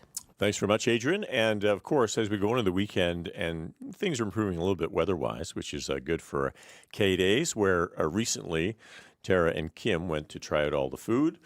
Well, we didn't try it all. That would be a massive amount of food to try. You're right. If you are curious, though, because we were talking about the new foods competition, which is the thing that happens every year there, kind of highlights a bunch of the different stuff that the Midway vendors have dreamt up. So I tried the Long John Donut grilled cheese from Meltdown Grilled Cheese. It was very interesting. I think some people will really enjoy that. That might work for their palate. You not so much. Me not so much. But here, there were some winners this year as well. And I believe that one of them that really got people going was the fried Oreo ice cream sandwich. Now, of course, that would be delicious. Yes. Because if you've ever had the Oreo ice cream sandwich, so it looks like a giant Oreo. Oh, it's fantastic. It's so good. It's But the cookie is soft. Yeah. Yeah, you know all about I know this. that I can one. tell by I the like look on that your one. face. So apparently it's then covered in, let's see here. Some kind of batter. It's covered in, like a batter, and then it's fried on a stick. So then you can just eat it on the stick. It's that probably like sounds great. Donut batter or something like that, like a pastry type thing. Likely. It's It's or like, like the Mars bars too, right? Yeah, Don't they do deep fried Mars bars and things Yeah, like that? So you can get that's that a at common Sugar thing. Pops. But there's a lot of stuff. There's a pickle poutine. There's a giant matzo stick. What about the cotton candy? Oh, the Isn't dill that pickle supposed to be cotton the dill candy. Pickle cotton candy, wasn't that the feature? Of That's another of the new All new right. foods competition. So if you want to go to Candy Time at K-Days and try the dill pickle cotton candy, it's one of a kind. Yeah, it absolutely. says here. Now, speaking of food, Taste of Edmonton also wrapping up this weekend. So if you want to get a final one in there, that's a good place to go. And if you like Glass Tiger, they're coming to town. are Yeah, they? they're performing at Taste of Edmonton. Well, we should hear some music from Last Tiger, perhaps. Maybe in the next half hour. Maybe we'll sneak something in. We'll Anything try. could happen. Try our best.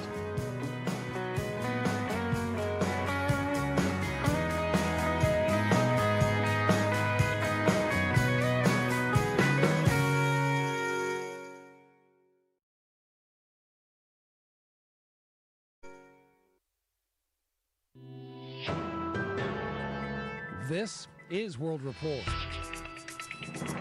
Good morning, I'm John Northcott.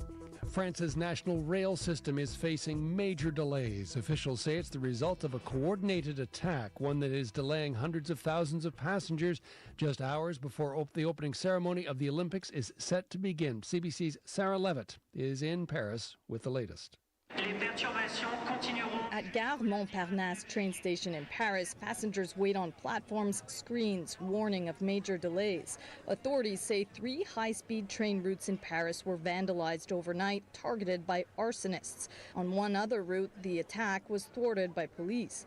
Affected are routes coming in from other cities, Bordeaux, Lille and Strasbourg. We're also learning this impacts the Eurostar between London and Paris. 800,000 passengers have already been affected. Jean-Pierre Farando is the chief executive of SNCF Railways. There's an inquiry running at the moment, so the police force are looking after, of course, the people who have committed this assault against the French network. So it's ongoing. So far, nobody has claimed responsibility for the damage, but authorities do say it was coordinated and considered criminal. It's worrying, says one passenger at Gare Montparnasse, especially given the Olympics. Today, the opening ceremony, a massive operation which involves athletes on boats taking a 6-kilometer route along the Seine. Security has been top of mind. On the ground now, 45,000 police officers and 18,000 soldiers with extensive security perimeters in place. Sarah Levitt, CBC News, Paris.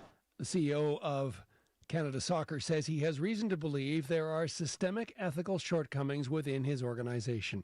But Kevin Blue says the players are completely separate from concerns about a drone being used to spy on the New Zealand team practice earlier this week. The concrete information I received yesterday made me consider the possibility, at least, that this matter is much more extensive. So we decided to take steps to ensure that our team would be able to compete in this tournament without any potential questions after the fact about their achievement. Again, the players have not been involved in any unethical behavior themselves. Last night, Blue removed women's head coach Bev Priestman for the remainder of these Olympic Games. He says that kind of behavior is unacceptable to Canadians. Blue says he wants to focus, and the focus to be, on the players for the remainder of this competition. CBC is Canada's Olympic network for Paris 2024. You can watch the opening ceremony live on CBC Television, News Network, GEM, or our dedicated website. That's cbc.ca/Paris 2024. The pre-ceremony show begins today at 1 p.m. Eastern, 10 a.m. Pacific. Residents of Jasper, Alberta are hoping cooler weather and rainfall can help fire crews today. As much as 15 millimeters of rain has fallen since midnight last night.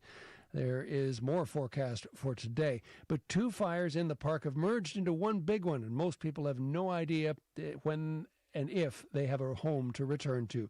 The CBC's Renali Anken has more. The lack of information is excruciating. For Ashley Cleaver, running her 2 restaurants in Jasper has been a dream, but now she waits to find out if they're still standing and if she'll have a home to return to. Parks Canada says the west side of town has suffered the most damage, which would mean that both of the restaurants are gone. My home is in the far west corner of town, so I don't know. I don't know if my home's still there. The Alberta government says 30 to 50% of the town's structures may have burned, but critical infrastructure, including the hospital and schools, were saved. Emergency Preparedness Minister Harjit Sajjan and his provincial counterpart, Minister Mike Ellis, were questioned about the timeline of support. Protecting life was the priority. It doesn't matter what the preparation is. When you're talking a 100-meter firewall. Parks Canada says recent cooler temperatures have helped keep fire activity low, but for the 5,000 residents who are out of their homes, the wait is excruciating.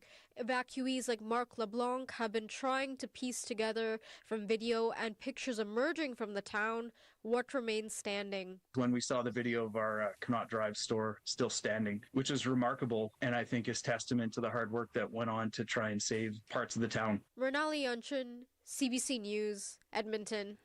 Meanwhile, British Columbia's wildfire service says a fire burning near the town of Golden has destroyed as many as 6 homes, and an evacuation order is active for about 100 properties. Stuart Eldridge was trying to rescue some horses on Wednesday night when the flames jumped the highway. We literally watched the entire mountainside just lit on fire. The entire mountainside was up. Fire literally jumped into the field that we were standing in trying to flee the horses out. There's about 7 rescue vehicles, firefighters. Once the fire jumped the highway, they jumped in their vehicles and took off. And they were screaming at us. They're like, evacuate now, evacuate now. Officials are still assessing the total damage. There are more than 400 fires burning across BC. Canada, along with Australia and New Zealand, is renewing calls for an immediate ceasefire in Gaza this morning. In a joint statement, the leaders of the 3 countries, including Prime Minister Justin Trudeau, condemned Hamas and demand the release of all hostages. And they're urging Israel to, quote, listen to the concerns of the international community. They write that, quote, Palestinian civilians cannot be made to pay the price of defeating Hamas, and that they stand behind the UN-backed ceasefire deal outlined by U.S. President Joe Biden, working towards a 2-state solution. The 3 countries issued a similar statement last February. U.S. Vice President Kamala Harris is among world leaders urging Israeli Prime Minister Benjamin Netanyahu to reach a ceasefire deal. The presumptive Democratic presidential nominee met with Netanyahu yesterday. Harris echoed U.S. President Joe Biden, backing Israel's right to defend itself, but was critical of its approach. I also expressed with the Prime Minister my serious concern about the scale of human suffering in Gaza, including the death of far too many innocent civilians. And I made clear my serious concern about the dire humanitarian situation there. Speaking in a televised address after talks with Netanyahu, Harris said it was time for the war to end. She adds that people cannot become numb to the suffering of the millions of people in Gaza and says she will not be silenced. Netanyahu, meanwhile, will also meet with Donald Trump today for the first time in almost 4 years. The two have had an up-and-down relationship since Trump lost the election in 2020. CBC's Ellen Morrow reports.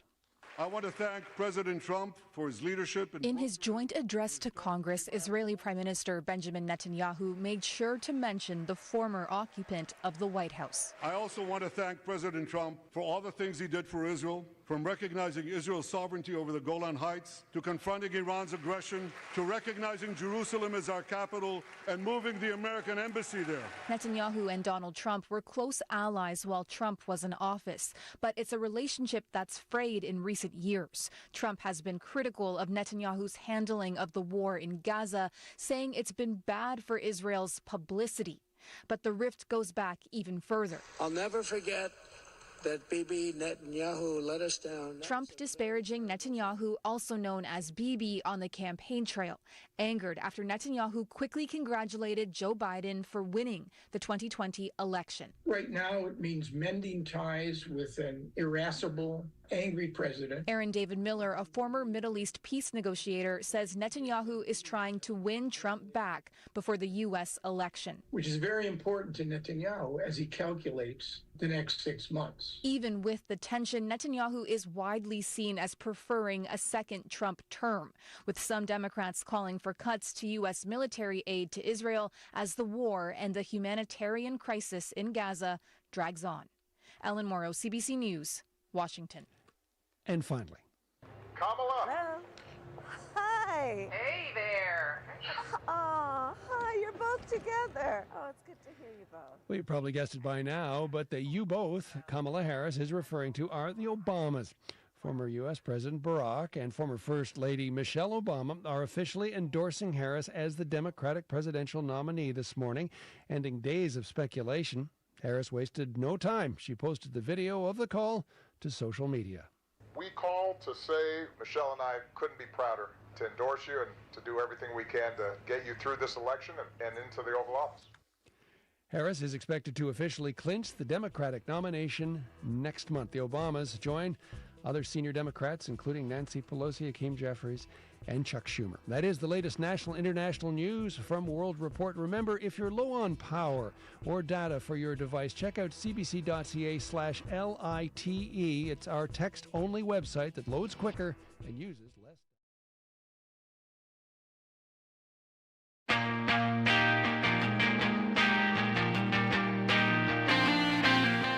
Good morning. I'm Mark Connolly. This is Edmonton AM on CBC Radio 1, the CBC News app, and the Alberta CBC YouTube channel. It's Friday, July 26th. Parts of Jasper have been reduced to rubble as a ferocious wildfire roars through the town.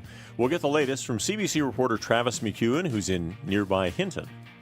With look at our weather, here's Tara McCarthy. Good morning. We're at 12 degrees right now. West winds have calmed down a little bit. They're still at 16 kilometers per hour, and we may still feel those winds pick up as the morning continues. Could feel gusts up to 60, even 80 k at times. Showers ending this morning, then mainly cloudy. A 60% chance of some more showers for late this afternoon, and a high of 18 degrees today. Thank you, Tara. Adrienne Lamb has our news headlines. Good morning, Adrienne. Good morning. And those showers also falling now in northern Alberta, and that's helping to limit the spread of the wildfire raging in Jasper National Park. The two wildfires have in fact merged and now gobbled up an estimated 36,000 hectares. And amidst the heartbreak and uncertainty, words of advice and encouragement from other Albertans who've lived through wildfire tragedies. Those in Fort McMurray and Slave Lake, for example. We'll hear more on that ahead in our local news. All right, thanks very much, Adrienne. And Tara, how are we doing in traffic right now? Well, if you're driving around this morning, one thing you may notice is that there is less smoke in the sky. Our air quality health index, is at 2, which is low risk this morning. But also traffic's flowing really well. So you might also notice a little less volume out there. It looks like things are moving quite well on the Yellowhead eastbound, westbound through the construction at 127th Street and elsewhere. Also, eastbound on the White Mud, looking good as you're traveling past 53rd Avenue toward Terwilliger Drive. No delays that I can see at this point. Pound 740 is the number to call with any updates in traffic, or send a text to 587-336-2929. Thank you, Tara. It is 12 minutes after 8. The community of Jasper is trying to come to terms with the destruction caused by a devastating wildfire. Details are still scant, but Premier Danielle Smith has said there's potentially 30 to 50% structural damage. CBC reporter Travis McEwen is in Hinton, east of Jasper, with the latest on the situation. Good morning, Travis. Hey, good morning, Mark, and good morning to Tara as well, too. So, Travis, what do we know about the firefighting efforts overnight? What happened? Well, one of the updates is definitely the size of the fire. So that one that was burning from the south that ended up reaching the town, it ended up merging with the one north of the town. It's now burned 36,000 hectares. Now, just for a comparison, on Wednesday before the fire reached the town, it had burned 11,000 hectares at that point. So quite drastically, a lot more burning. And it's now being referred to as the Jasper Wildfire Complex. The weather seemed to be a bit advantageous, giving wildfire crews just some more time to get the fire under control. But that could still take weeks for this to happen. And there's still a lot of heavy smoke. So for crews to map out the fire from the air, it's been a challenge. And one of the most important things, there's still no reported injuries or deaths related to this fire, which is fairly astounding when you consider just the size and speed at which it's moved and hitting the town as well, right? Yeah, absolutely. That is fantastic news for sure. Now, what do we know about which structures have been damaged? We've seen video of the town. We've seen all kinds of people conjecture about what has been destroyed and what not. What do we know for sure? Yeah, that's kind of frustrating for some people just because we don't have a lot of detailed confirmation. The Alberta government estimates 30 to 50% of the mountain towns burned, but Parks Canada isn't commenting on the extent of the damage so far. They've essentially been citing that firefighting continues to be the focus and protecting the critical infrastructure, a big focus as well, which seems to be successful. That includes the hospitals, schools, and the water treatment plant. And as well as you mentioned, Mark, the videos we've been able to verify show damage in the west, the rubble and the burned out, just not much left of some homes there, just the bases. Videos from the east show buildings still standing. So we received confirmation that the Jasper Park Lodge did have some damage to its hotel, but the majority of it is intact as it's still standing. And river rafting, a big part of Jasper. A company called Jasper Raft Tours confirmed on social media that everything on its compound burned, but its employees are safe. Yeah. Now, we had some rain overnight. It's pretty cool here today. We've got a pretty good soaking. What about Hinton? What are the conditions like there? I mean, the air is here pretty good as well, which is good news. Yeah, a little chillier. You need a jacket out here this morning for sure. It's cloudy, those dark clouds, and rain looks like it's coming. But the smoke drastically a lot less in Hinton right now than there was yesterday. Yesterday morning when I was out here doing hits, you could smell it in the hotel all the way up until your hotel room. And that's not the case right now. Looking clear, smelling clear, so that is a good sign so far. Now, do we know if the rain helped the fire situation or in the firefighting situation at all? Yeah, so far it's kept the fire behavior minimal. And that's really great messaging because we've constantly heard how aggressive this wildfire has been and is dynamic and changing.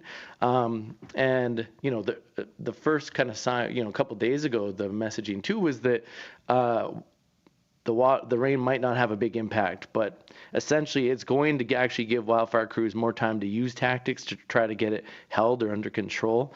And rain's expected in the area throughout the weekend, which is good because they'll take as much as they can get, right? No, absolutely. Now, we know that most of the people were evacuated to the west, and Hinton is just east and just slightly northeast of Jasper. So there wasn't a ton of people who went in that direction. But are you hearing from any evacuees who might be in the town now? Yeah, absolutely. The ones that are mainly here are the ones who kind of waited out the evacuation or they just couldn't get out quick enough just because that, bumper to bumper traffic.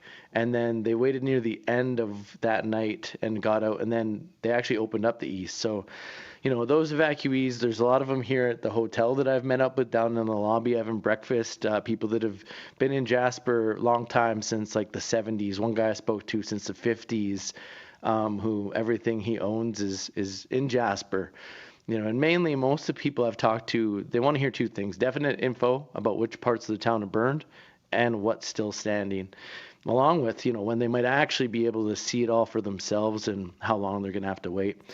And one evacuee I spoke to, she's expecting the worst, that her and her husband's home has been burned along with their neighbors, but she doesn't know for sure. And another I spoke to, he's just hopeful his home and business may actually be standing and that community can rally behind a rebuild, which he hopes won't be as extreme as originally feared.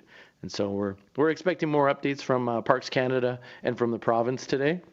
And as for myself, it sounds like we'll be heading back to Edmonton today after being out here since leaving Monday night and being out here since early Tuesday morning when the evacuation was announced. So And we've got some other reporters coming out here as well. And again, thanks for having me on and keeping the listeners up to date on this story and what it's been like covering it from Hinton and the devastation that's been to this beautiful park and mountain town. Right. Well, Travis, we appreciate your reporting on this for us as well.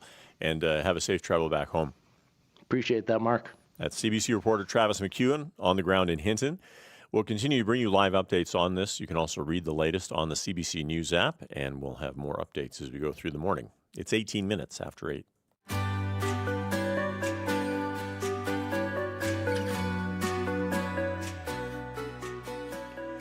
You're listening to Edmonton AM on CBC Radio 1, 93.9 FM, 740 AM. Mark Conley and Tara McCarthy with you this morning. We've had extensive coverage of the wildfire in Jasper. It seems like things are lessening there a little bit. That's the good news. We hope that holds, and we'll continue to report on it. CBC reporters will be out there as we get closer to maybe the wildfire lessening. Still raging and still pretty big, no doubt about it. I mean, one hopeful thing is that at least the weather is looking rainy into tomorrow even. Initially, it looked like the weather in Jasper was going to go back into the mid-20s with sunshine for Saturday and Sunday, but now there's a 60% chance of showers in Jasper for Saturday. And so hopefully that will help without that blazing heat kicking back in. Sunday is calling for a mix of sun and cloud and a high of 24, but then some showers into Sunday evening. And then it looks like Monday will be a bit rainy as well. Showers in the forecast for Jasper on Monday. Oh, that's good to hear. So hopefully that just helps out with the whole situation, right? If we saw temperatures go back up into the 30s, that would be not a good thing. Let's switch over to our Edmonton forecast right now. 12 degrees currently in the city. West winds at 16 kilometers per hour. And those winds have been pretty strong through the morning. They've been up to, 40K winds at times, could even still increase to 60 or 80K. Mostly for the morning hours, from what I can tell by the forecast, a high of 18 degrees today. We'll see showers ending later this morning, then a bit of cloud and a 60% chance of showers for late this afternoon. As for tonight, mainly cloudy, a 60% chance of showers once again for early in the evening, and a bit more of that west wind could pick up to 50K at times, a low down to 14 degrees. Now we will see sunshine both days, Saturday and Sunday. We're looking at 22 as the high on Saturday, 25 on Sunday, and Edmonton will head into a stretch of mid-20s temperatures through next week with sun and cloud. A look at traffic. Things are moving along really well this morning. No collisions or stalls. Looking good on the Yellowhead, right around the city on the Henday. But if we've missed anything, you can always reach out by dialing pound 740 to reach our traffic line or send a text to 587-336-2929. And a lot going on this weekend, of course. K-Days continues, as does Taste of Edmonton. And tomorrow night at 8:30, on the Taste of Edmonton stage, this Canadian group will play their classics, including this one.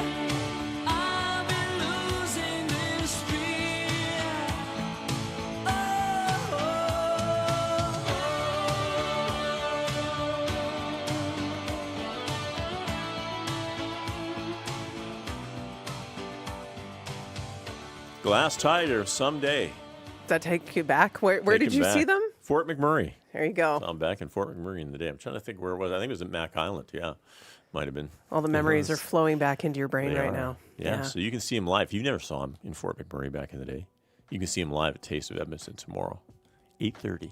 You can just be like Mark Connolly, and then one day you can say, I saw them at Taste of Edmonton. Relive it.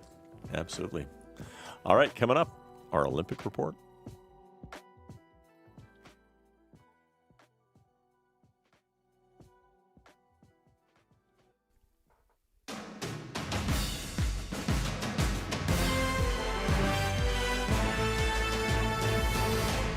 Good morning. This is your Olympic Games report.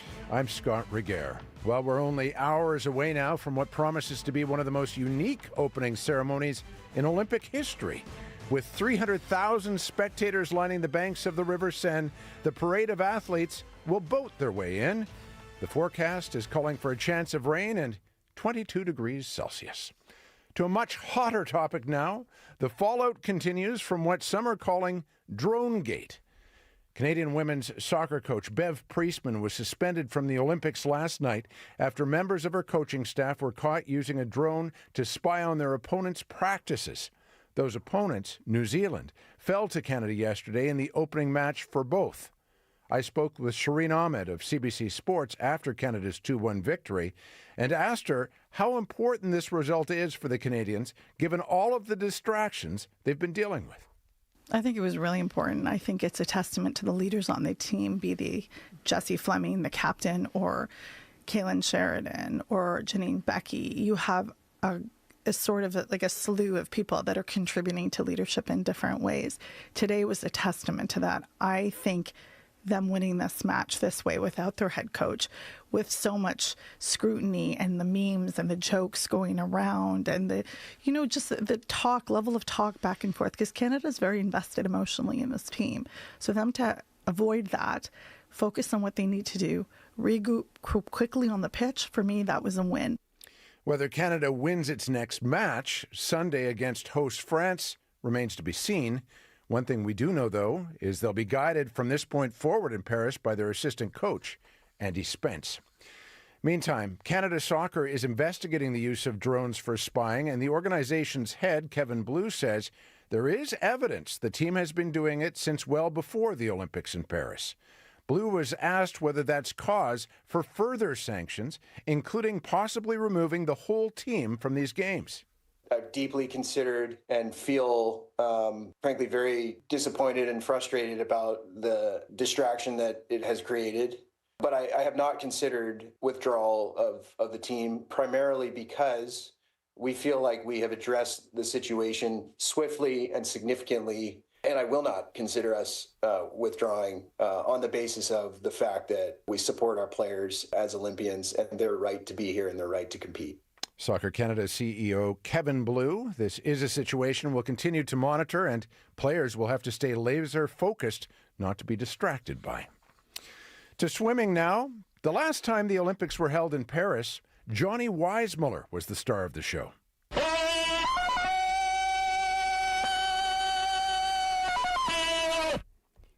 Before swinging from vines and saving damsels in distress in the Tarzan movies, Weissmuller dominated Olympic swimming, winning 3 gold medals in Paris alone. So, with events starting tomorrow, who's the likely headliner in the pool this time around? It's a question I asked CBC swimming commentator Rob Snook. I also asked Rob what it'll be like covering things with fans in attendance, which was not the case at the pandemic-affected games in Tokyo. I think it makes it that much more fun. Now, I have to say, the one thing that was nice about Tokyo is that all of the athletes who were not competing, in almost every case, I think, were in the venue to cheer on their countrymen and women. And so the Canadians were making noise for the Canadians. So it didn't feel like a silent venue. I'm so excited about being able to call swim races where, in a sense, we'll be competing with the crowd to have our voices heard. But that's a good thing. That's an exciting thing. Rob, we've heard so much about the Wunderkind Summer McIntosh, the 17-year-old. What are your thoughts on how she might do at these Olympic Games? Yeah, well, that's the crazy thing is she doesn't turn 18 until a couple weeks after the games. are over, and these are her second Olympics already. I think that is helpful already for her, that she's competed and that she kind of knows, because a lot of athletes in a lot of sports, they know about the World Championships and then they think they know about the Olympics, and then they get to the Olympics and like, whoa, I thought this was going to be like the World Championships. It's not. It's this crazy beast, and they're not ready for it, and I think she will be ready in that sense. Rob Snook, who will be joined once again on the calls by legendary coach and swimming analyst Byron McDonald. That is your Olympic Games report. I'm Scott Rigger. It's 8:30. Adrian Lamb has CBC Edmonton News. Good morning. Rain and cooler temperatures helping to limit the spread of the wildfire raging in Jasper National Park. Parks Canada officials say precipitation will likely keep the fire behavior low today and into the weekend. But the firefight is far from over there. Madeline Cummings joins us with the latest from Hinton. Madeline, what do we know now? Hi, Adrian. So, I'm in Hinton, just off the Yellowhead Highway. It's very cloudy and cool here, about 9 degrees. I'm seeing rows of, dark blue and gray clouds basically covering the town. And the air quality has been improving. It's improved in the last hour. It's actually good at the moment. As far as the current wildfire conditions, the two wildfires, the north and the south, that were threatening and have reached Jasper, they have merged and burned an estimated 36,000 hectares so far. But mapping has been hard for a variety of reasons, including the thick cloud cover that we saw yesterday. We know there have been buildings and homes lost in Jasper, with the damage being the worst on the west side of town. But all critical infrastructure has been saved, including the water treatment plant and schools. Looking ahead, the Unified Incident Command Post is fully operational in Hinton. I'm seeing lots of fire trucks, equipment, and firefighters here in Hinton. I think some folks from the Jasper Fire Department have been staying at our hotel. We saw some snacks set up for them this morning. And likely thanks to better weather, the fire behavior is expected to be low today. But there is some warm weather in the forecast, and that's expected to increase wildfire activity. So things are yet to be seen, but it could get worse later this week. Thanks, Madeline. That's the CBC's Madeline Cummings in Hinton for us this morning. Now, tourism operators among those in limbo as a result of the Jasper wildfires. Updates on social media are rolling in from organizations like the Rocky Mountaineer Passenger Train. They say they're unable to continue their rail journeys to or from Jasper for the foreseeable future. And in a statement, the Jasper Park Lodge yesterday confirmed the main lodge has been spared, but they're still assessing the damage in the rest of the resort property. Established in 1907, Jasper National Park is a long-standing tourist destination. Last year, they estimated 2.5 million people visited the park. Chaos, little warning, being forced to flee. The wildfire this week in Jasper is bringing back dark memories for other Albertans, including those in Slave Lake. A third of that northern Alberta town was leveled in a wildfire in May of 2011. Resident Danielle Larrivee served as the MLA for the region. She says there were lessons learned from that tragedy, including the acknowledgement that everyone has been affected. The whole entire community has been impacted by trauma out of this.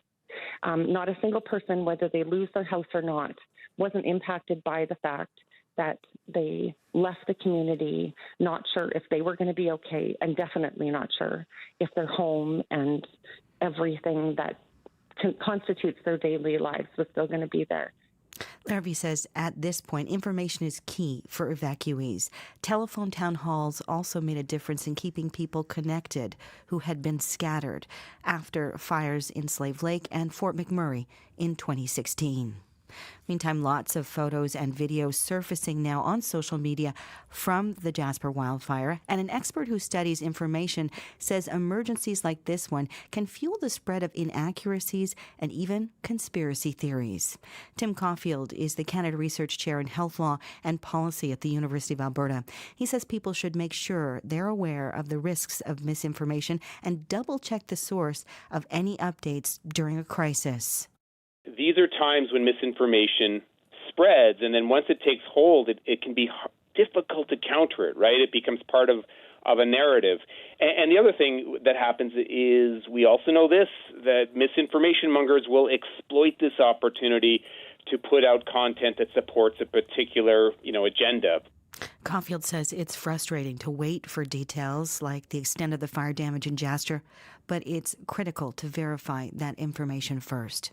And when it comes to information and that Jasper wildfire, that unified incident command post operating now in Hinton, we will hear further updates. The province has one set for 2 o'clock, the federal government 2:30 today, so we'll stay on top of all of that. And of course, the wildfire in Jasper, not the only one burning in our province, Mark. There are currently 173. About 50 of those are listed as out of control, and crews coming in both internationally from right across the country to help. We'll have more updates on CBC News app and, of course, here at the CBC Alberta YouTube channel. Thanks very much, Adrian, for all your work on that. And let's turn to Tara, see what's happening in traffic right now. Well, we're leaving you in good shape this morning. Very light volume, and even through construction zones, traffic's flowing quite well throughout the city, leaving you with no collisions or stalls. Nice. So pretty good Friday. Good work. Yeah, exactly. Everybody. So, hopefully things will remain pretty good throughout the rest of the day. You can get your afternoon updates on Radioactive. Show starts right after the 3 o'clock national news here on CBC Radio 1. Also, the Air Quality Health Index is looking good this morning. We're at a 2, which is low risk. So a lot of that smoke has left the sky. Hopefully you can breathe a lot easier today, and fingers crossed through the weekend as well. We're currently at 12 degrees, west winds at 16 kilometers per hour. Now those west winds may pick up to 50, even 80 kilometers per hour this morning. We'll also see showers end a bit later on, mainly cloudy, and then a 60% chance of showers for late this afternoon. A high of 18 degrees today, then 22 Saturday with a mix of sun and cloud, 25 on Sunday with sun and cloud. So have a good weekend, everybody. Here's a list of people who put the show together this week. Our associate producers, Emily Rebieta, Ariel Fournier, Emma Zhao, Pippa Reed, Cameron McCouche, Tristan Montershed, Tanir McLean, Stephen Cook. That's a lot of folks, that's for sure. Our digital associate producer is Kashmala Fida Mahatram. Adrian Lamb on the CBC News Desk. In the control room, technician Colton Hutchinson and Jess Kirat Mander. Our director, Kim Nakreko. Senior producer, Emily Singer. Tara McCarthy on weather and traffic. Good job, Tara. Great job to you, Mark Connolly. You've been thank you. broadcasting a lot over the last couple of days, so kudos to all your hard work. We appreciate everybody who contributed to the reporting from Jasper, all the crew working extra hours to keep everyone up to date on what's happening there. So have a great weekend, everybody. Stay safe.